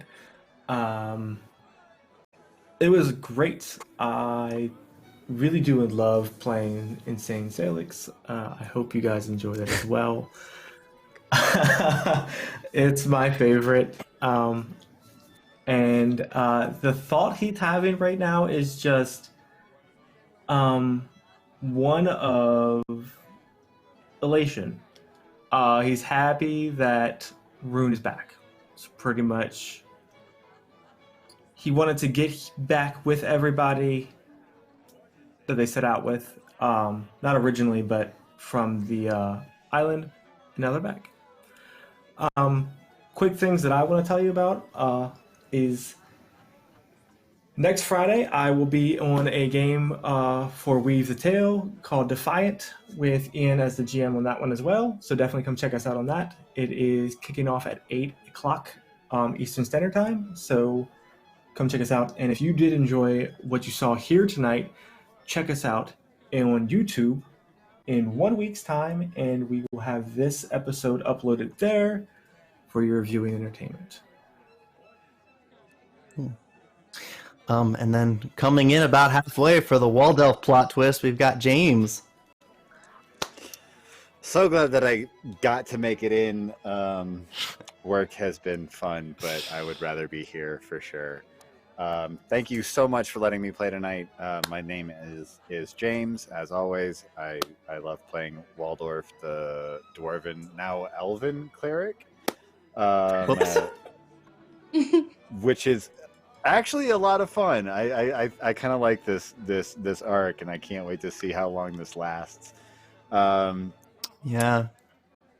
I would say my one thought as Waldorff is that as everybody else in this party is dancing, he kind of shyly asks Poppy to dance with him, and when she accepts, the rest of the room kind of melts away, and all he has eyes for right now is her. That being said, don't forget to check us out on Patreon at patreon.com/pennyforatale. Give us all your lovely money because you love us and we love you. But yeah, hopefully we'll see where this goes next week. BRB crying. Jen. Hi, I'm Jen. I played the Vesperin / Talia / Aaron tonight. And I guess, oh man, this is gonna be kind of sad, but she's just kind of like empty as a person right now. So her thoughts are mostly just like, what do I need to do to keep everything around me going? Cause like she doesn't really have time to fall apart or think about things or process anything. So she's probably just focused on giving her wife the best wedding night ever, because somebody should end the night happy.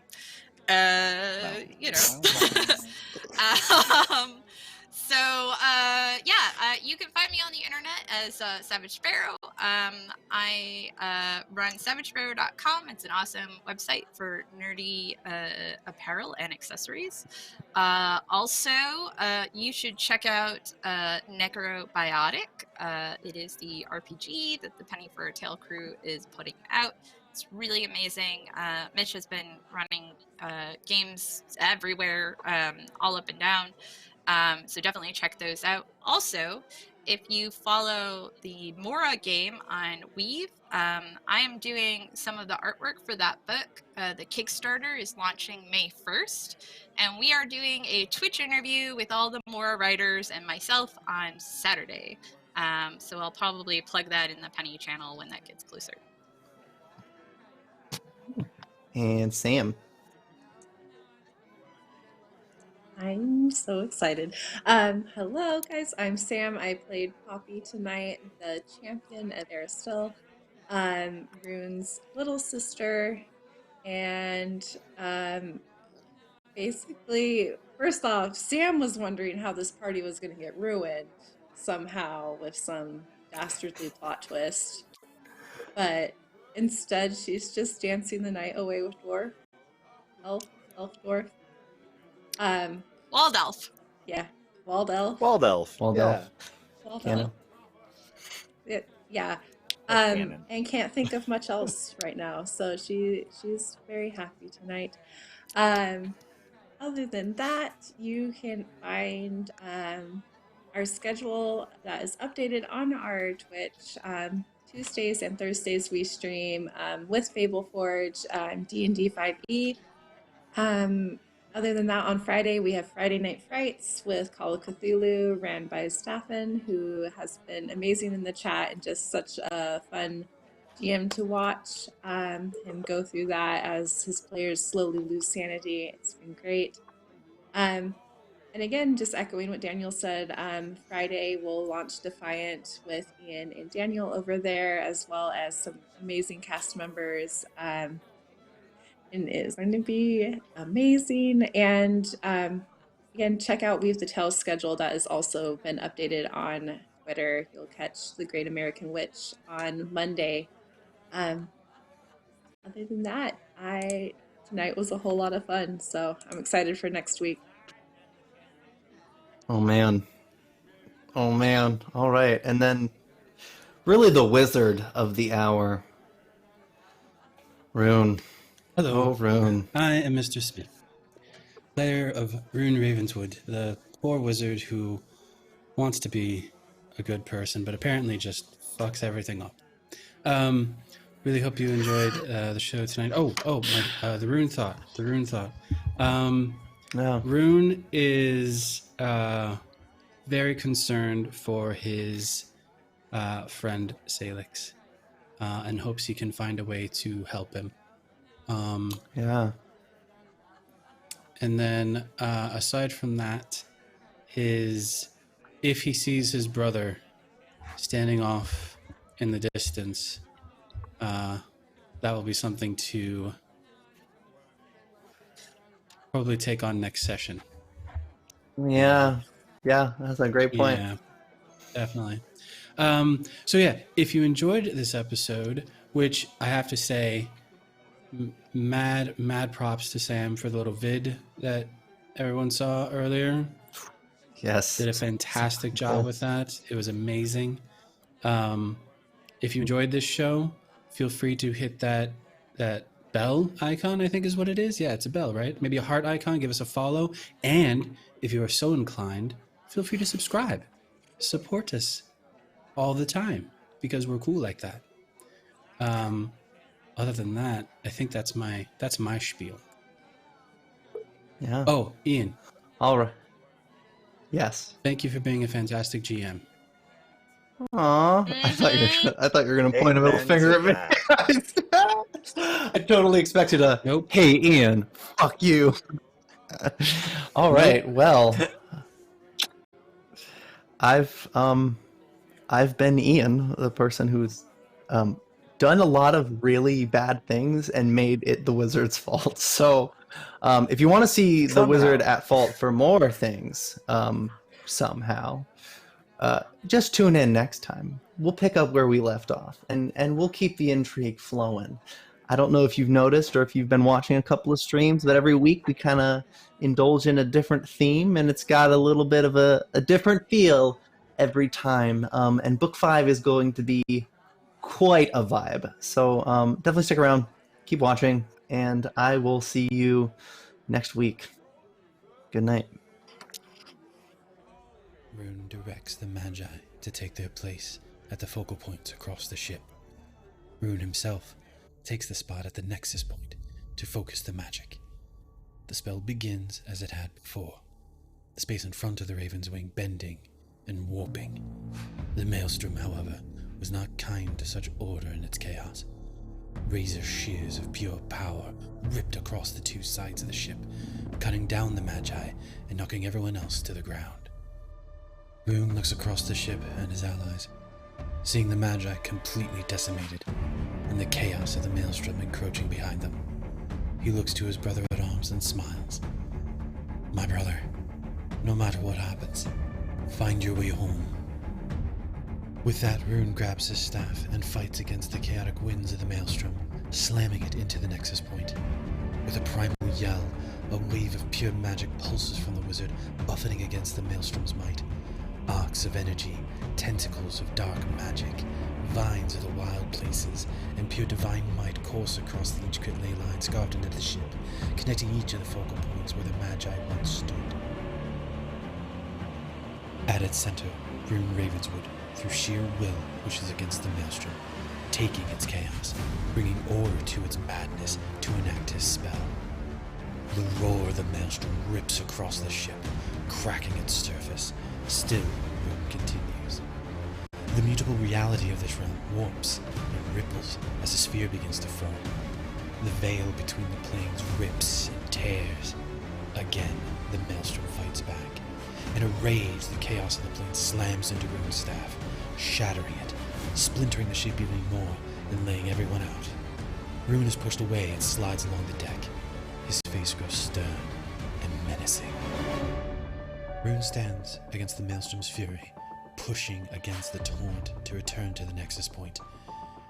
I am Rune Ravenswood, the bane of Owless, chater of death, giver of life, creator of worlds, archmage and gatekeeper. I am the Nexus, he states with each defiant step. Finally reaching the Nexus, Rune calls out, "The Maelstrom has no hold on me." His arms snap outward, reconnecting to the dwindling power within the ley lines. Energy pulses from his form, ripping away his robes as they drift as feathers on the storm. The wizard, now floating above the nexus point, stretches his fingers, spreading them outward. Tendrils of magic pull at the splintering ship to hold it together as the veil between the planes continues to rip and expand. Upon Rune's bare back, a symbol starts burning into his skin, and ethereal raven's wings begin to form. The maelstrom screams and pulls at the ship. Rune grants it no quarter, as he balls his fingers into a fist, the ship reacting in kind, strengthening its bond. Around the ship, the infinite planes are seen as layers in a book, endless and inspiring. As the ship traverses the space between pages, duplicates again begin to appear. A nearly destroyed ship with only Rune. Close duplicate, with Zestrix in the place of Sailix. Zestrix looks upon his brother with pride and gives Sailix a sorrowful smile. A woman stands nearby, blurred, but her hand reaches out to Sailix. The Vesperin, with Balgora, an unnatural grin that seems forced on her face, and the symbol of Zon Cathon around her neck. Dorf, the elf, holding a scared Poppy, looking upon her sister with worry. Kellen, standing next to Sailix, watching their friend carry them home. Across these realities, versions of Rune converge upon the Nexus. The unmistakable form of Rune can be seen floating, his dead skin taut to his bones, arcane power allowing his undead form to continue. A warrior, whose armor is covered in magic symbols, steps to the fore. Rune, as a devout cleric of Nethys, also steps forward, while behind him, a bearskin-covered Rune joins with a wolf and raven in tow. From the deepest shadows of the plains, a mind flayer steps forward, the symbol of Ravenswood emblazoned upon its chest. Finally, a meek, rather bookish Rune looks at each and then at Rune Ravenswood. Magic is but a form of energy, subjective in its implementation. Be it divine grace, or the pulse of the primal wilds, Or the horrors of dark places. even the chaotic might of the maelstrom. There are those who can understand its true secret And can harness the purest of potential. We are the Ravenswood. We are the Nexus. With that, a final pulse of magic bursts from Rune, tearing the ship away from the pull of the maelstrom. Racing through the plains, a single second seems to drag on for eternity as realities slip away. The ship seems to gain velocity as the smell of salt air begins to float across the boat. The roar of the maelstrom is replaced with those of a torrential sea. In the ticks between the heartbeat, the ship is suddenly surrounded by a vast ringed city floating high above a towering peak. Before anyone can comprehend, the ship slams into the waters of Cypress Point, shears off, sending the entire crew hurtling across the sea. The storm settles, the rolling winds and the boiling waters calm, and naught is left but those of the unforgotten. And yet, where's Rune? Where's the Ravenswood?